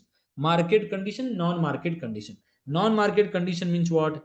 The sales target, profit target, EPS. In that case, if it's a non-market condition, in that case, the company will estimate today that how many years it will take. Today is what? I say today is 1st January. Understand everyone? In case of non-market condition, what will happen? Today the company will estimate that okay, to achieve the sale targets of $100,000, we will require how many years? 5 years. We will require how many years? 5 years. Now company estimated today 5 years. First year done, second year. Till second year, the sale is only $10,000. Is it possible for the company to achieve this within 3 years? It is very difficult. So the company will recalculate or re-estimate this figure, re-estimate the number of years. If the company is saying that okay, at the end they are saying that now we estimate that it will take 7 years. So when you do the calculation, what will you do? You will divide this by 7 years into the number of years completed, So in case of non-market condition, what should we do? We should consider the changes. Whatever changes it could be there, we should consider the change. Here, 5 years, the company mentioned that we are not able to complete or hit the target by 5 years, so we are extending it. But if I say the company here only in the second year the profit was 5,000 or 50,000.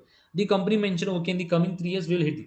But at the end of third year only the company has met the target of 100,000. In that case, whatever is the remaining expense will be recorded in the next year because the condition has been fulfilled. So in the third year, full expense will be recorded. So see on a non-market condition, expense will be recorded over estimated vesting period. Vesting period needs to be revised at each year end. So at each year end, we will revise it. Then coming to market condition. Market condition means it is linked to the share price. By chance also, if a question comes regarding market condition, every time in the exam, it will be regarding share price. Now, expense will be recorded over the vesting period. That means what?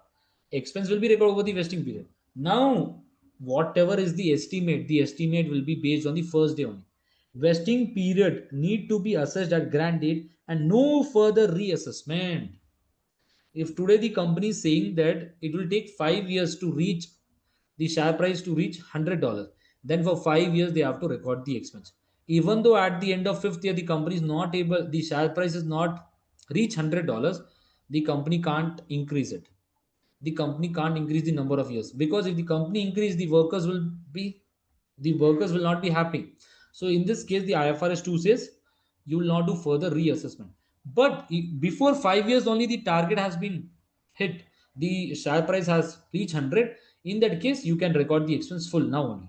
No need to wait till fifth year. So you have to write down this point. Whenever a market condition comes, you have to write down this carries 1 marks. This one. Market-based condition. Market-based conditions have already been factored into the fair value of the equity instrument at grant date. So you have to write it. Therefore, any expense recognized irrespective of whether market conditions are satisfied. Whether conditions are satisfied or not satisfied, you will record the expense for the 5 years only. If market conditions are satisfied earlier than expected, then all future expense will be recognized in the year of vesting. That means we mentioned 5 years, but in 3 years only the share price has reached 100. Okay, in third year only you will record the full expense. In case of non-market condition must be taken into account in determining whether an expense should be recognized in reporting period or not. That means you have to consider the estimate. So with this, I have discussed what is equity settled share-based payment and market condition, non-market condition. And whenever you get any equity settled share-based question, what should you do? First, write down that the expense will be recorded over the vesting period. Value of the option at the grant date will use, and then do the calculation, and each year mention what will be the expense and what will be the value in the equity. If you just write down, sir, P&L is this, examiner will never give you marks. Write down in a sentence. For the year ended 31st December 2000 X1, the employee benefit expense based on share based payment is, or the ESOP expense is this much. Now coming to the next topic known as what cash settled share based payment. In cash settled share based payment, what is the difference here now? The only one difference is what? The only one difference is what? At each reporting period, we will consider it. Now see, cash settled share based payment, that is known as what? Stock. SHAR. Now in set, cash settled share based payment, there are two things. What is the first thing? The company will say that in future, we will give you whatever will be the share price, whatever will be the share price, 1,000 shares value will be giving in cash. That means today, if I say in future the value of the share is 7, the company will say what? The company will say whatever will be the value of 1,000 shares in future, we will give you in cash. Or the second type of cash settled share based payment is what? The company will say that today the value of the share price is 10. In future, it will go to 50. Whatever is the difference that you will be getting. This is also based on share price. So that 40 will be the income for you. It will be an expense for the company. So now in cash settled share based payment, what should we do?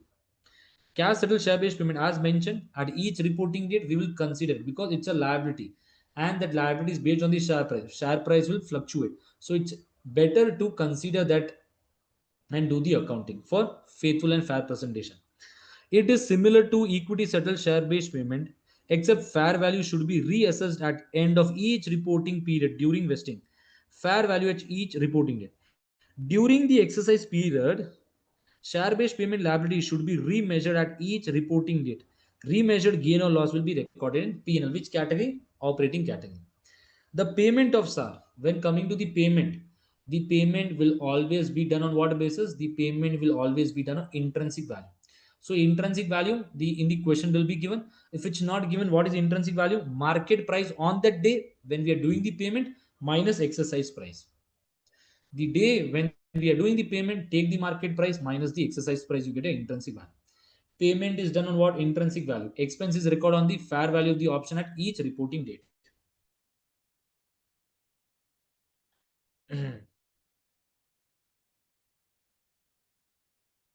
So what is the calculations here now?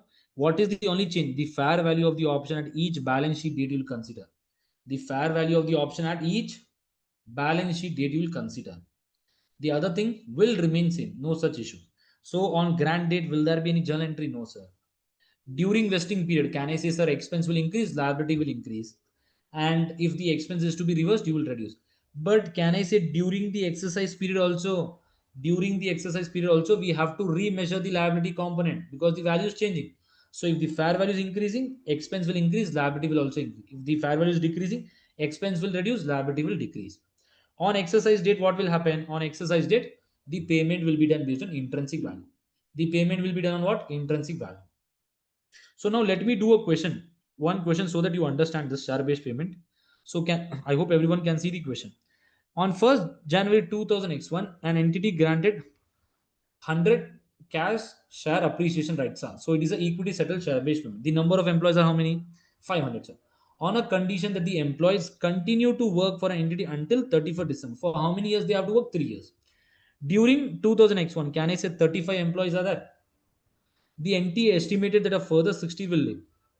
So 35 left in the first year, further 60 will leave. For the second year, they have given, and for third year also they have given. Then at 31st December 2003, 150 employees exercise this. That means on the exercise day, only 130 will take. 140 will exercise the SAR at 31st December 2004. And the remaining 133 will exercise in 2005.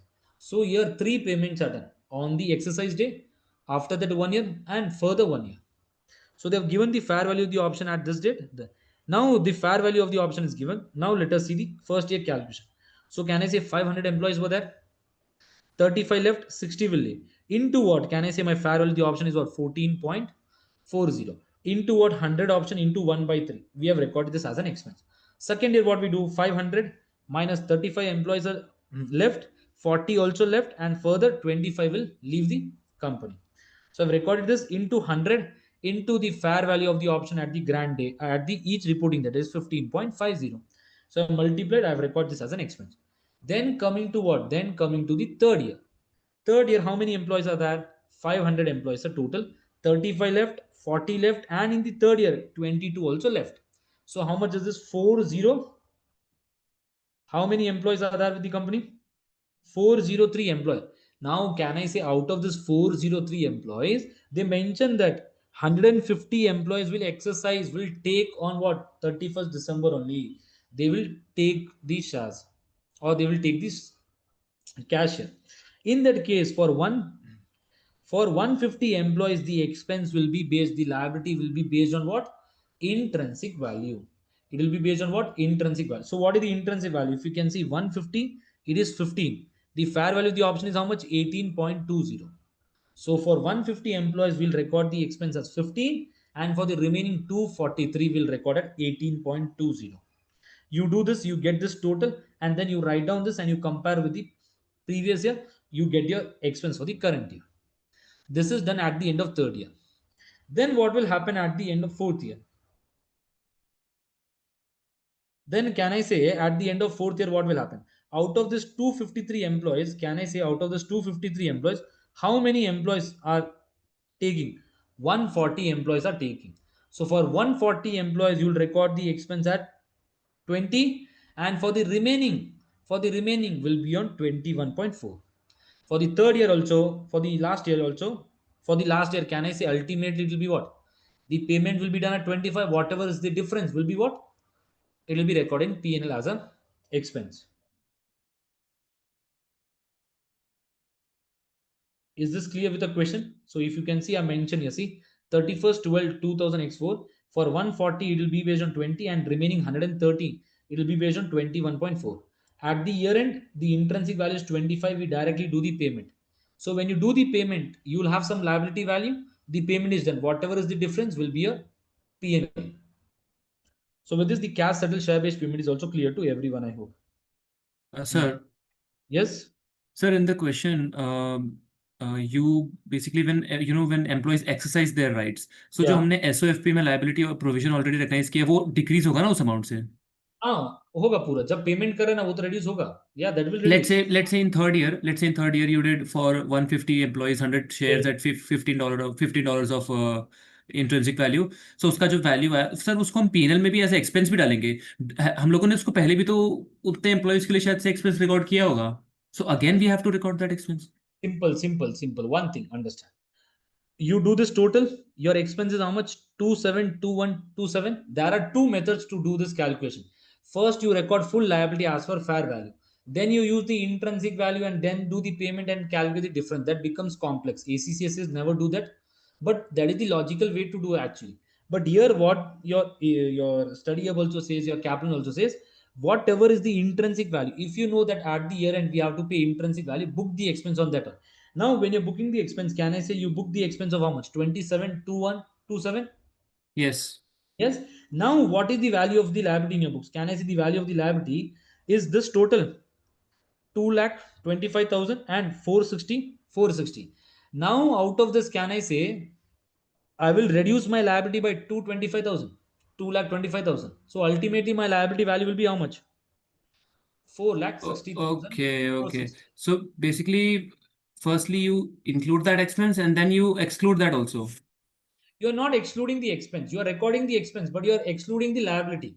First, you record the total liability. So how much is the liability here now? When you do this total, see now, if I do 2,25,000 plus 460, I'm getting my total as what? 685,460.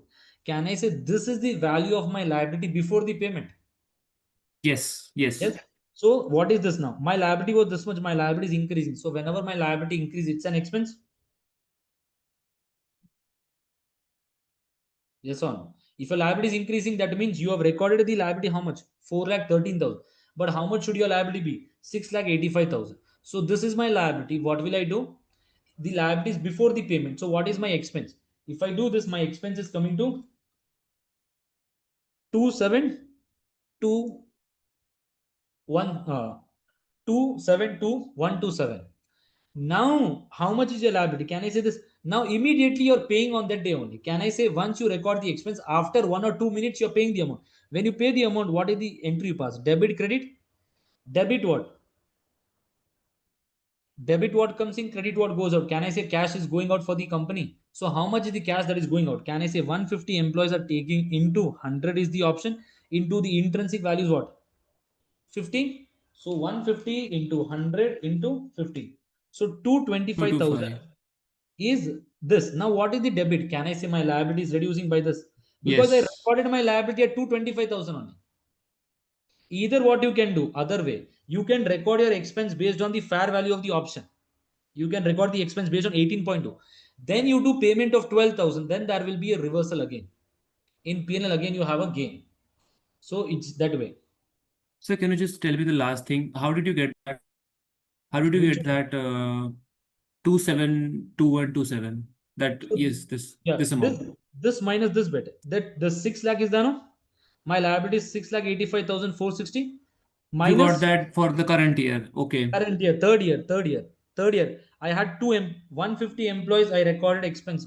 My total expense for 150 employees will be how much? Side 15 rupees only. No, I recorded how much? See, I recorded 15.50. I recorded 14.440. But ultimately, how much I'm paying? 15 for that 150 employees. Okay, I got it. I got it. I got it. Okay. So I've recorded this is my total expense. For 150 employees, my expense is based on 15, and for 253, it is based on 18.2. So I get my total as 6,85,460. Whatever is the previous year, I've already recorded expense. How much? This 194,400. Then 2,18,333. This total will come to 4,13,000. This is the expense I've already recorded. But how much is the total expense I have to record? 6,85,460. Whatever the difference will be my expense this year. Got I it. hope to others also this is clear. That is the reason I've taken this question. I know students will do little bit mistakes here, see, because there are two methods to do. The second method is little bit complicated. Now coming to share-based payment with cash alternative. A cash alternative is that. That means what? Today, I am the company. I have given shares. A share-based payment is that. In that case, the option you have. But now, IFRS 9, if you remember hybrid instrument, we record both financial liability and equity also. Here also, when I say that employee has the choice or entity has the choice, I say that the company will have the choice. Whenever we assume that the company has the choice either to give cash or shares, the company will always go with cash only. Why? The company will always go with cash or the company can go with equity. Let us see now what will the company choose. This depends on the judgment of the company. See, if share based payment transaction gives entity choice over the cash settle or equity settle, IFRS 2 says that it should be accounted as a cash settle share based payment transaction if the entity has an obligation to settle in cash. If the company says, okay, we believe that in the coming 3 years we will pay them cash, then it should be treated as a cash settled share-based payment. If the company says that we have no obligation, then it should be treated as a cash settled share-based payment. Here, this depends on judgment of the company, depends on each company. But most of the time, we say the company will choose equity only. Why the company will choose equity? Because they want to have liquidity position. They want to have the cash with them. And the risk will transfer to the other party. कि अगर equity की value ऊपर नीचे हुई so उससे उसको कम पैसे जो मिलेंगे that is his risk now. Yeah. That is also true. That is also the logic. Now coming to counterparty choice. Counterparty choice means what? The employees have the rights. Either the employees will say, what sir? Employees can either take cash from you or either they can take cash. Now, do the company know today after 3 years what will the employee take? No, the company do not know that. In that case, what will happen? See you now. In that case, the company have to follow which accounting?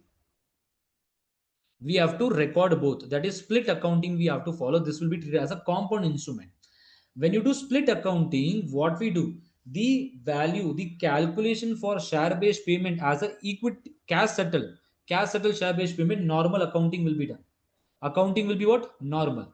But when coming to equity settle, you have to calculate the value. So see here now. What is the step one? Step one is always on calculate the fair value of the equity option at the grant date. What you will take fair value of the equity option into the fair value of the equity settle on the grant date. Avoid mistake when considering the fair value. Read the question carefully and take the value of share option, not market price. Step 2. Calculate the fair value of liability option. Number of options into fair value of the cash settle on the grant date.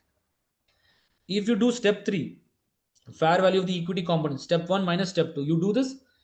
Uh, Whenever you get this question, every time this value of equity settle only will be more.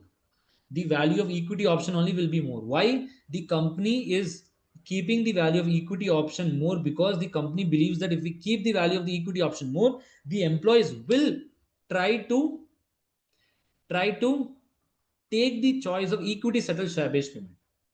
The company will give them a greed so that they will go with the equity option, so that the company will have what? The company will have the cash with them. Accounting treatment, what? Value of equity component will be treated as equity settled share based payment. Cash settled share based payment will be recorded normally. So on grant date, no entry. On vesting period, first year end, can I say there will be an expense? So debit employee benefit expense, credit share based payment, credit this one.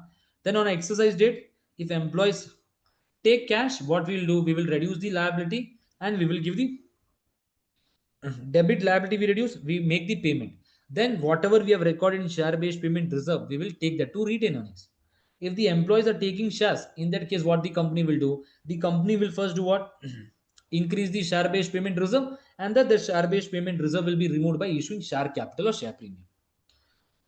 Now let us do a question now.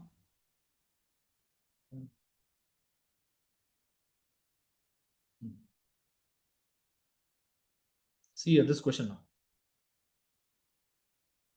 On 1st July 2000 X1, S grant an employer right that allows them to choose either 20,000 shares on 30th June 2000 X4 or cash the value based on what? How many shares? 18,000 shares. So now the market price is 5 at 1st July 2000 X1.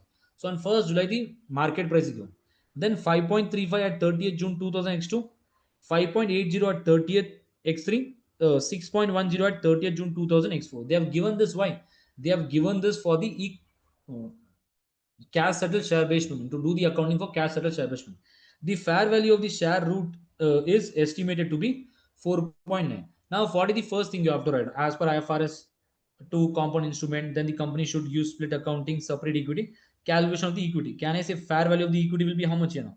The number of shares are how much? 20,000 in case of equity settled share. Now what is the value we will use here now? What is the value we will use here now for share option?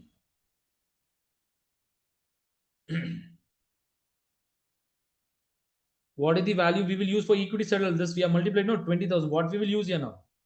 The fair value of the share root. They have mentioned that it is how much? 4.90 for equity. For cash, what we will do, sir? We will write down 18,000. What is the market price on the date? It is $5. It is $5 on the 1st July 2000X. So you will take this, you will get what? The equity value. This difference of 8,000 is what, sir? Equity value. Now you will record each year equity expense also, equity settle share based expense also, cash settle share based expense also. So in equity, what will you do?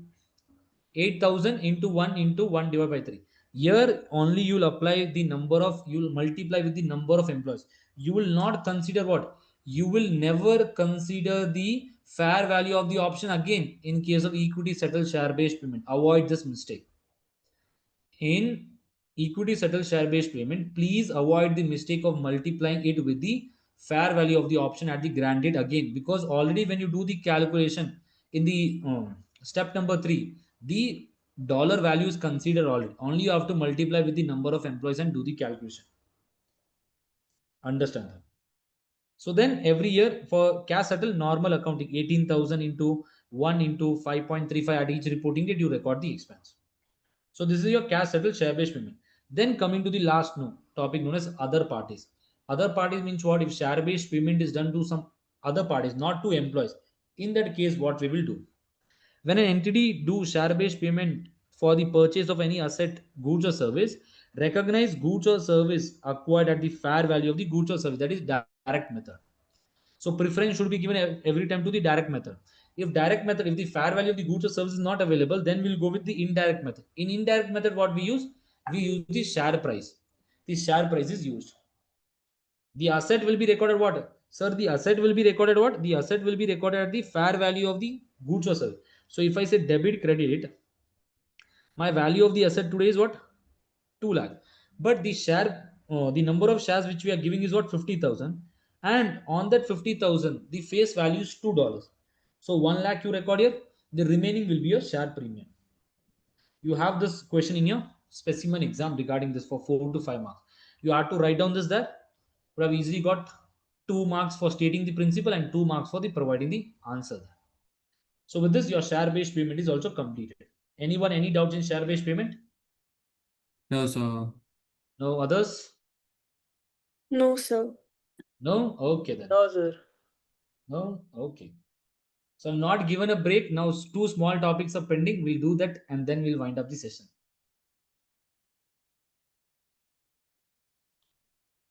Now starting with operating segments. IFRS 8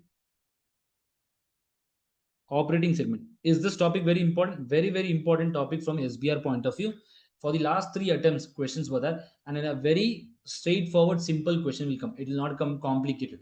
When discussion in the class, we have done a lot of complex questions also, but if you remember the basic, this standard is done. Now see, IFRS 8 operating segments. These operating segments will apply to what? Individual financial statements for the entities which are listed.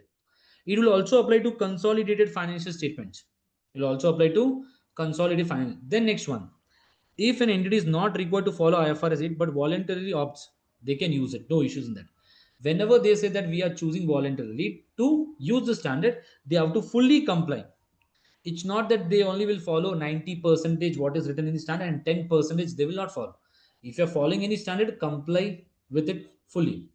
When both separate and non, when both separate and consolidated financial statements are published by a parent entity, the requirement to provide segment disclosure applies only to the consolidated financial statement, not to standalone. First, I mentioned what it is applied to standalone as well as consolidated.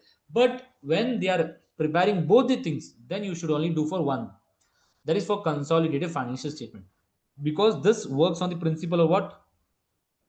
Cost benefit analysis. Your conceptual framework. Now coming to the definition. There are 3 types of question which comes from this. First one is what? Identify whether it's an operating expense or not. Operating segment or not. Now, what is the basic principle? Why do we provide the disclosure? Why do we provide this disclosure? Why do we do this in the notes to account? So that the stakeholders get to know, okay, whether the business is doing very good or not. So first question is what? Operating segment. The second type of question is based on aggregation. Then this third type of question is was a reportable segment. The quantitative threshold which you have. 3 questions only will come. So definition, what is an operating segment, sir? The first thing, operating segment is a component of an entity. So what does a component of entity means? A component of an entity means which generates independent cash flow other than other business activity or other assets that engages in business activity from which it may earn revenue and incur expense. It may earn revenue. When coming to a startup also can be an operating segment because in future revenue will be that. Today revenue is not that, in future revenue can be that. So in which it may earn revenue and incur expense. Then whose operating results are regularly reviewed by chief operating decision maker. Why it is reviewed? So that they can make a decision how much is the resource that should be allocated and what is the performance of that segment.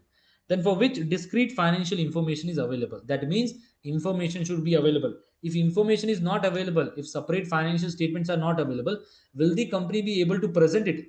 The company will not be able to present it. So separate financial information should be available. After that, notes. See now, a segment activities can be what? Sale to outside customer or internal sales. Both the sales can be considered. Revenue means what? External sales, internal sales. Then the segment can be identified using various criteria. Like you can divide the segment based on customer group, geographical areas, types of product or service. It depends upon the company's judgment. Note, all part of organization qualifies as a operating segment. For example, departments, not all parts like Head office research and development will never be what? Operating segments. Head office research and development will never be your operating segments. A segment can still exist even if it's not earning revenue, like in case of startup or newly launched operation. CODM is not about the job title, it's about the role and function. I mentioned you can't say that CODM is a person. It is based on the job title, what is role or function in the company. Now CODM can be a person or a group also. It can be a single individual or a group of 10 people who are maintaining it, who are reviewing the activities. Now see the flow chart, very important. First, what should we see? Can the component generate revenue, including intra-group segment sales? Are the results of this component reviewed regularly by CODM? Yes. Is specific or discrete financial information available? Yes. Then it will be what? Operating segment. Whenever question comes, write down these 3 points, get 1 technical marks, and say whether it's an operating segment or not. Then coming to aggregation. Can you aggregate? Now, when we apply this principle, a lot of operating segments will be there. The company will not be able to record each and every operating segment. Like we take the example of ITC only. ITC have a biscuit. Let's take one of the biscuit is Sunfeast. In Sunfeast, there is lot of flavors, 3 to 4. All the flavors will have a manager, etc. So in that case, can I say in one single biscuit there are 4 segments? So it becomes difficult for ITC to report each and every segment. Then what they will do, they will aggregate them. They will aggregate all this 4 or 5 operating segment into one. When they can aggregate, understand, 2 or more operating segments can be combined into one if the following 3 conditions are being met. What are the 3 conditions? Aggregation supports the core principle of IFRS 8. What is the core principle of IFRS 8? To provide useful information to the users. Second principle is what? Segments have similar economic characteristics. That means the profit margin, gross profit margin should be similar. That means what, sir? 3%, 4% are similar. It's not a huge. If it is 3% and 15%, it's not similar. There is a huge gap. It should be similar. When coming to chocolates, biscuits, the profit margin for chips, etc., it's same only. So similar economic character. Then the segments are similar in key operational aspects such as nature of product or service. Then nature of production process for biscuits, the production process will be same. Can I say the customer base is also same for chocolates, for biscuits, etc. Then the method of distribution, the distribution method is also same because it's available at each retail store. Then regulatory environment. Whenever we come to the food items in India, it is regulated by one of the body. So that either it could be food, chocolates, etc. So I hope everyone have understood this. Whenever a question comes, write down these 3 points, get 1 technical marks, and link to the case and write down. No need to write down this in your exam. No need to write down this in detail. Write down 1 or 2 points, it's enough. Then coming to the next one, sir. We have decided operating segments. We have done what? We have aggregated them. Now we are seeing whether should we report them or not. Coming to quantitative threshold, should we report this or not? To report, out of 3 conditions, any one condition is being met, we will report it. So the first condition is what? An operating segment is reportable if it meets any of the following quantitative threshold. First one is what? Revenue threshold. Revenue threshold means what? The segment total revenue, including what? External plus internal, is 10 percentage or more of the combined revenue of all operating segments. If I say today I have A, B, C, D, what will I see? First, I will apply the principle of what? Revenue. First, I'll apply the principle of revenue. When I apply the principle of revenue, I say revenue here is 200, here is 10, here is 200, here is 300. So what is my total? My total is 200 plus 200, 400, 700, 710. So it should be more than 71. So can I say this will be reportable, this will be reportable, this will be reportable. B will not be reportable because the revenue is not more than or equal to 10% of the combined revenue of all these segments. Then coming to the next one. The next one you will see what for asset threshold. Asset threshold means what, sir? Asset, the segment asset should be 10% or more of the combined asset of all reporting segments. So now if I say here the value of the asset is how much? 100. Here it is 5. Here it is 10. Here it is 200. So how much is the total? The total is 315. So if it is 10%, how much is this? 10% means 31.5. So can I say the value of the asset for A is more than 10%? Yes. Is this more than 10%? No. Is this more than 10%? No. Is this more than 10%? 200? Yes. So in case of revenue, which all was reportable? A, C and D. In case of asset, which all is reportable? A and D. So can I say even though any one condition is being met, it will be a reportable segment. You should not say, sir, here C, in case of revenue, C is being met. In this case, C is not being met, sir, will not report. No, no. Any one condition. It's not compulsory that all the three conditions should be satisfied. Many students will do this mistake in the exam. After knowing this also, they will do the mistake in the exam. Avoid that. So revenue and asset is clear. Coming to profit threshold. In case of profit threshold, what will happen? You have to see the segment's profit or loss is 10% or more of the greater of the absolute amount. That means what will you do? If I say A, B, C and D are there, it has a profit of 20, it has a loss of 5, it has a loss of 10, and it has a profit of 20. So how much is my profit? My profit is 40. How much is my loss? 15. So now which one is greater? The greater one is what? 40. So what is this, sir? 40 into 10%, how much is this? 4. So either it could be profit or loss. If it is more than 4 in actual numbers, ignore the signs here. If they ignore the sign, can I say this will be reportable, this will be reportable, this will be reportable, this will be reportable? Each and every segment is reportable. Everyone, I hope you have understood this part. Your revenue threshold, profit and loss threshold, and asset threshold. Coming to the next one, the important rule which many students will ignore in the exam question. If you have an exam question, please apply this 75% external rule. What does this says? At least 75% of the external revenue. That means, let me say we have reported A, B, C. Now, when you do A, B, and C, D is not reportable, E is also not reportable. A, B, and C are reportable. These two are not reportable. You will show in others column. We will show in others. Now, in that case, A, B, and C, the revenue of these three segments should be 75% of the entity's external revenue. So, at least 75% of the entity's external revenue must be included in the reportable segment. Take the external revenue of the total of all the segments and see whether the revenue of these three segments is more than 75% or not. If it's not more than 75%, you should show this D also as a separate. Even though including D also, it's not 75%, you should include E also. So you keep on increasing this. You keep on reporting the segments which are recorded in the other column as a separate thing, until the 75% criteria is being met. Then all other report segments category, all other means you will include which are not considered.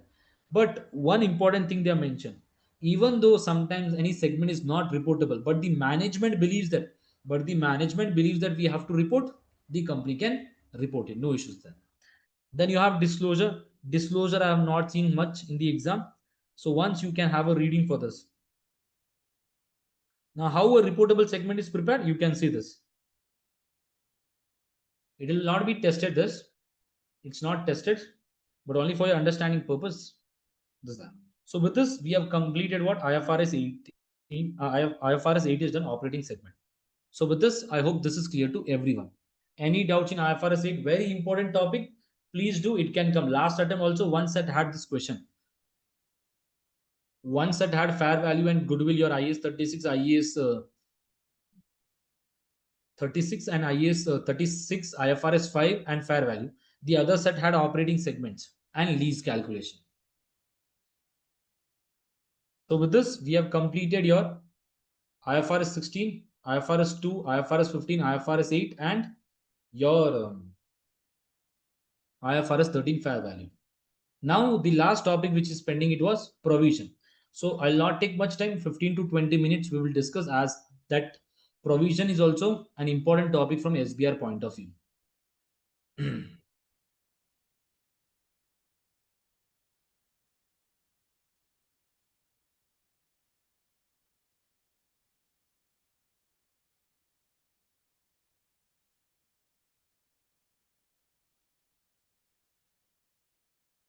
Chalo everyone.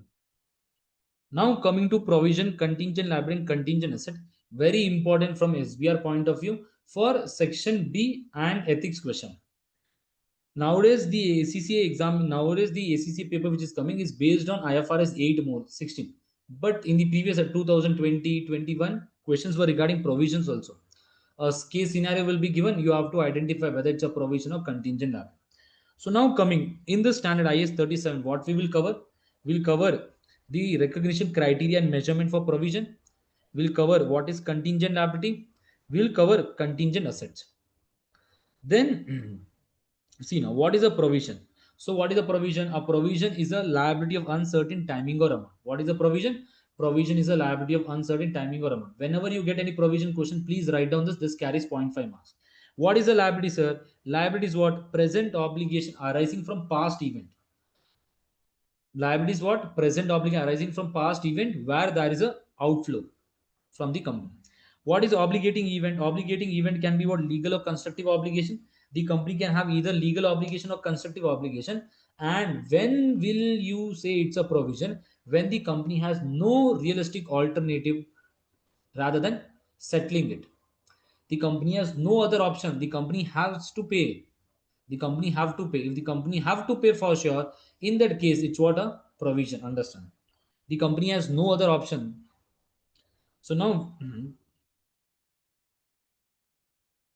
legal obligation means what? Based on some law or some contract, etc. What a constructive obligation means? Constructive obligation means what?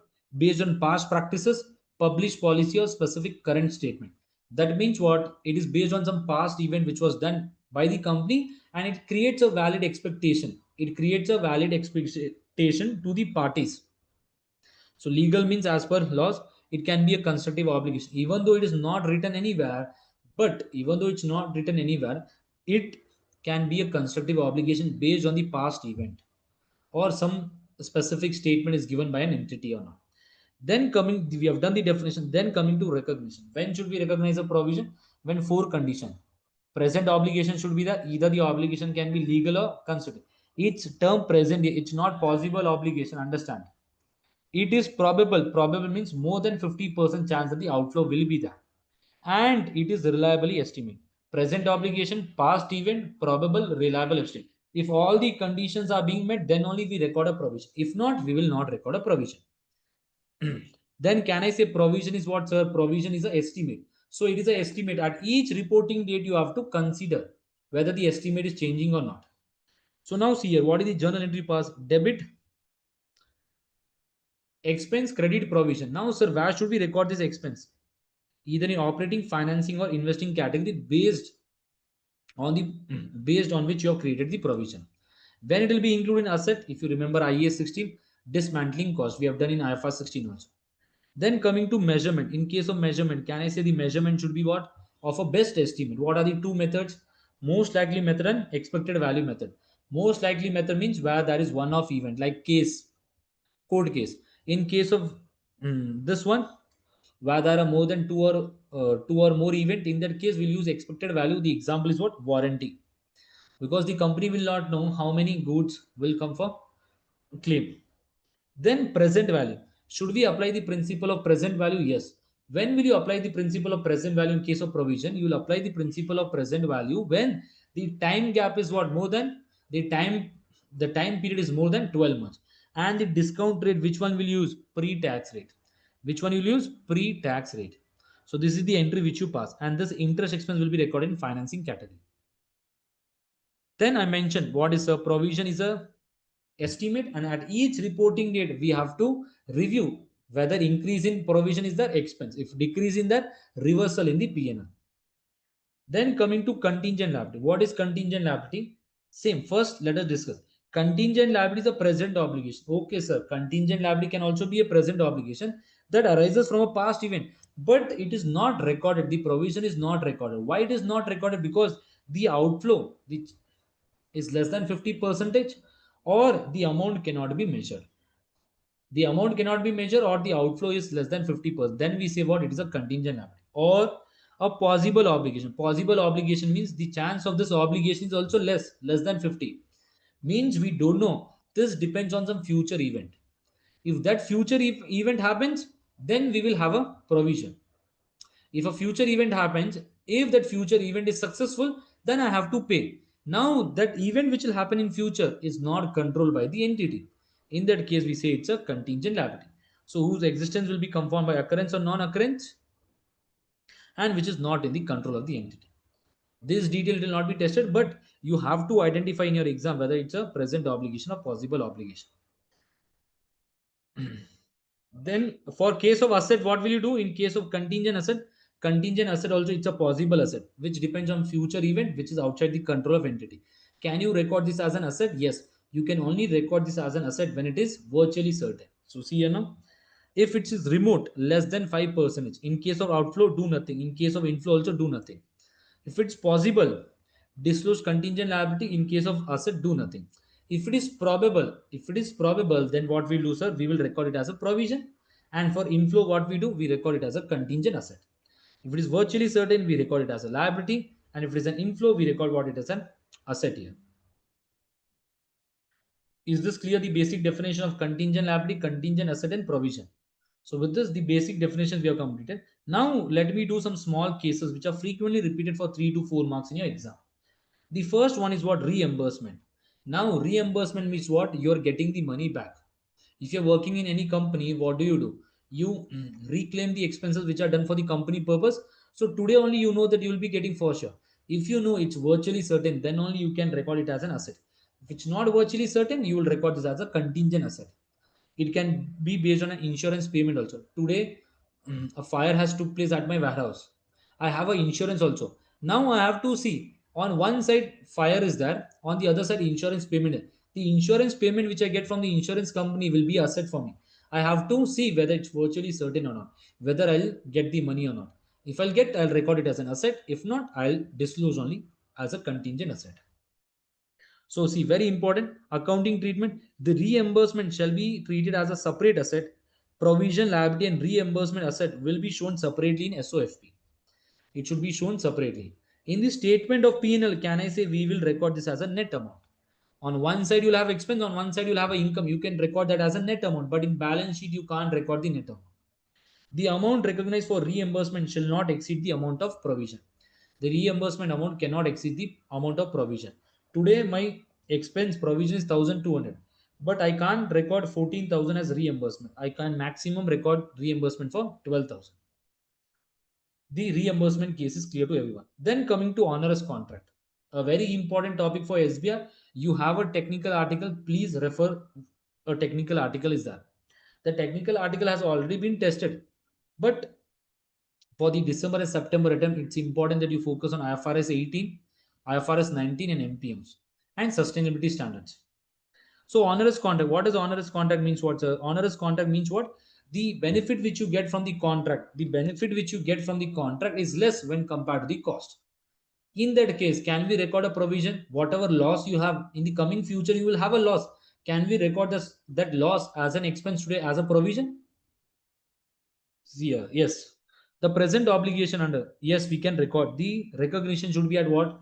Lower of two things: cost to fulfill the contract and any compensation or penalties. If to fulfill the contract, what is the total cost? Or if you pay any penalty or fine to exit the contract, which one is lower, you will record at that the provision. I hope to everyone onerous contract is also clear. Then coming to restructuring. One more important topic which is tested with IFRS 5. Non-current asset held for sale. Now restructuring means what? Restructuring is a program that is planned and controlled by the management. What the company will do, what the management will do, the management will either change the scope of the business or the manner. If they are doing online business, they have shifted to offline business. They were first into manufacturing business, they have started retail business now. Then examples of restructuring like sale or termination of a line of business, shutting down one of the business in any one country, relocation from one region to another region, or change in management structure. If the company has eliminated one of the management level, that is also what? Restructuring only. In this case, can we record a provision? Yes. In restructuring, I know that today I will close my business. Today, the company has mentioned that in the coming 6 months, we will shut down our business. When the company is shutting down the business in the coming 6 months, today only they know what is the expense they'll incur in future, the liability which they have. They can record this as a provision. When the general recognition criteria is being met. What is the general recognition criteria?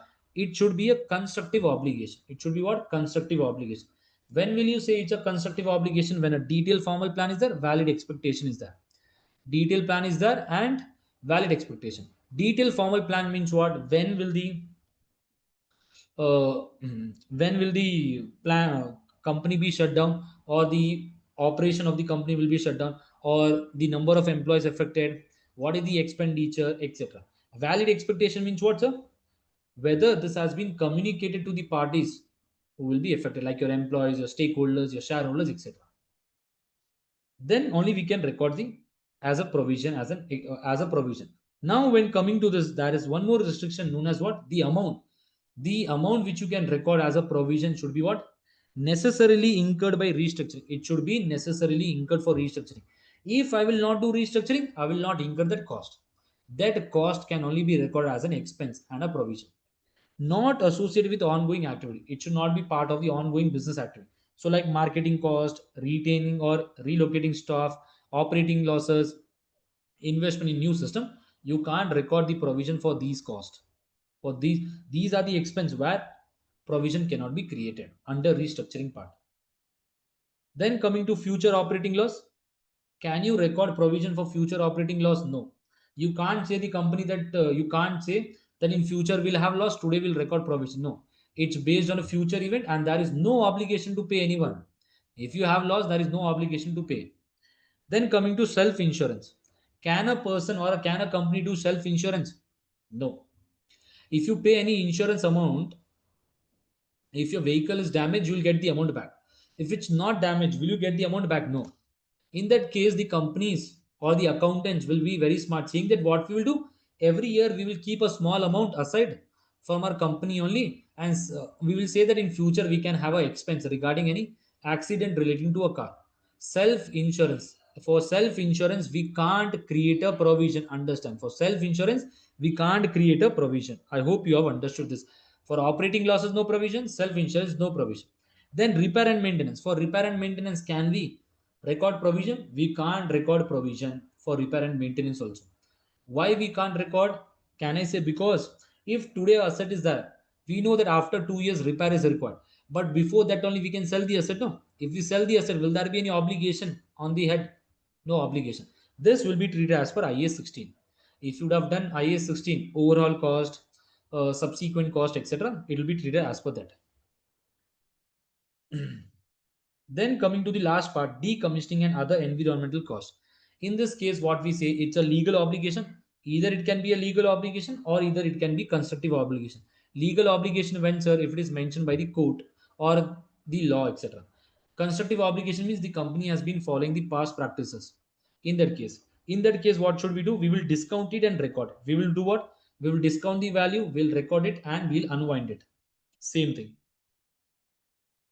Already we have discussed this.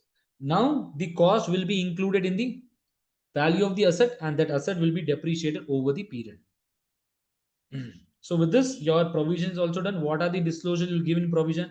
You have to state what is the amount of provision, can there be reversal in future, then how did you decide whether this is a provision, etc. In case of contingent liability, what should we disclose? If it is a remote, if the remote, you have to disclose. If the probability is remote, the outflow is remote, you have to mention the description, what is the nature, how did you decide whether it's a contingent, it's not a provision, you have to mention that also. And then for contingent asset also same. If it's probable, we disclose it. If it's a remote, etc., we'll ignore it. And a brief description should be provided, and estimate also should be provided for any future effects. If there is a future financial effects on the company, they have to disclose it, saying that okay, because of this reason, in future the financial impact is this much on the balance sheet and PN. With this, we have done the revision of provision also. So today's discussion was regarding IFRS 13, IFRS 16, IFRS 15, IFRS 2, IFRS 8, IFRS IAS 37. So with this, the today's session is done. Now, if you have any doubts, you can ask me. No doubt, sir. No doubts? Others? No, sir, the session was great. Huh? How was the session? Others? No doubts, It was Pranati. great. It was Great. helpful, sir. Helpful. Okay. I know that I've stretched for 4 hours, but I know that you will feel bored, etc., sir. But I know that this will have an impact in the exam. I know this because I do this for each and every attempt. Students, when they attend, saying, "Sir, 4 hours," we already know. You'll say, that. But once you go to the exam hall, you'll remember, okay, we have to avoid this mistake, we have to not do this, etc. XYZ. Sir, I just had a one issue, with the questions. The whenever I used to open the Kaplan kit or let's say study hub ke questions, you see those questions, the question is for just 5 marks and they are writing, ton loads of so many things, and that was the very confusing part कि इतना कैसे लिखेंगे exam में. And when I like tried to write that much, like I was taking 20 minutes to just complete a single part of a single question, अगर उतना लिखने बैठ रहे थे तो. नहीं इसलिए बोलते हैं ना, that is the reason today when I did the standard I mentioned for SAB, you have to write down one simple point. This point should not be more than 15 words. I say every student, every professional, you will see exam kit. That exam kit is for students who are doing self study, so that they get your exam kit is what your exam kit is like your workbook only, so that you get more knowledge. You know the basic knowledge. When the question comes, no, you get more knowledge. Got it. So we have to write just to the point and leave it there. Yeah. Do not write down the way. I have shared my story also. When I used to be a student, I used to think, okay, we'll write this one. You can write down no issues, but you'll not be able to complete the paper. You'll be able to write 65 or 70 marks, not more than that. If you write down in detail, but if you write down in detail, if your accuracy is good, no issues, you'll pass the exam. If not, just shift to the method of 5 marks, 6, I say maximum 7 sentences, not paragraphs. 7 sentences. If you write SBL, we say paragraphs. When you write this one, 7 sentences. What is the important thing? Every time do this, you'll pass it. Write down what is the standard saying technical knowledge, then link to the case, then write down what will go to P&L, what will go to balance sheet. 4 things you write down. That the four which you'll write down will give you 80 to 85% of your marks from your question, whichever question it comes. Sir, Got it, sir. Yes. if you see the model answer, they copy paste or they write the same thing which is going on in the scenario. So they'll give key. This is what is happening. So we'll treat it like that. So can we skip that कि जो question में दिया है वो नहीं लिखेंगे? नहीं वो करना है बेटे, वो करना है. You have to little bit link to the case scenario. You have to Can pick we not write it as given in the question or as per the facts stated in the question and then continue our answer? Yeah, you can do that. If your mention is as per the facts in the question, you can do that. There are no issues. But you have to link it. Either you write down the full sentence or either you write down this way. Yeah, Sir, one because more I have thing we seen can. they were writing whole paragraphs as exact copy paste करके उधर लिखते थे. होगा नहीं लेने. You only think as a student, now you are studying SBR for the first time. Will the Right. examiner want you to be perfect? No. The examiner just says that you should know the basic of standards and you should be able to apply to the question which they've given. It's an application, because in your SBR, 80 marks, 70 to 80 marks will be theory only. The 14 to 15 marks which you get in consolidation adjustments, those out of the 12 also 6 to 7 adjustments will be repeated, 6 to 7 marks in each case. And the remaining thing, they will test your this one. When coming to section B will be easy, so do not waste much time on your consolidation. Okay, sir. Got it, sir. Got it. Sir, हम Okay. ऐसा भी तो कर सकते हैं कि if we really want to like link to the question, we can just copy that particular lines which are कि this is Yes. the fact stated in the question, and based on this, and if we apply the particular standard, this is what we can say about this. Yes, no issues.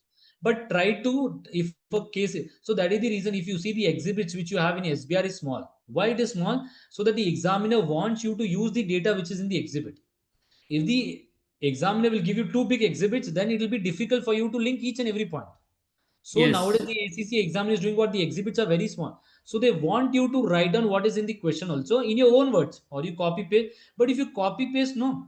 And if you will not write down anything else, if you will not explain, that you will not get marks. ACC examiner has mentioned, if you just copy paste, no mark. Copy paste, you're doing. Explain that what is happening. Then you'll get marks. Yes, that is what I was talking about. Like, खुद के words भी उसमें डालो कि like, but it's कि this is what is happening. Yeah. You can, no need to copy paste also. You can say that, okay, when coming to consolidation, you have questions regarding control. A lot of scenarios will be given in the question. You will not be able to link each and everything. Which are important, link that. It's enough. Got it, sir. Okay then. With this, can we end the session? So tomorrow we'll be doing your financial instrument, IAS 12 deferred tax, IAS 19, and then small standards, which are important for SBR. Sir, can you please just share those APMs, the questions only? APM question, not it is regarding the questions are straightforward.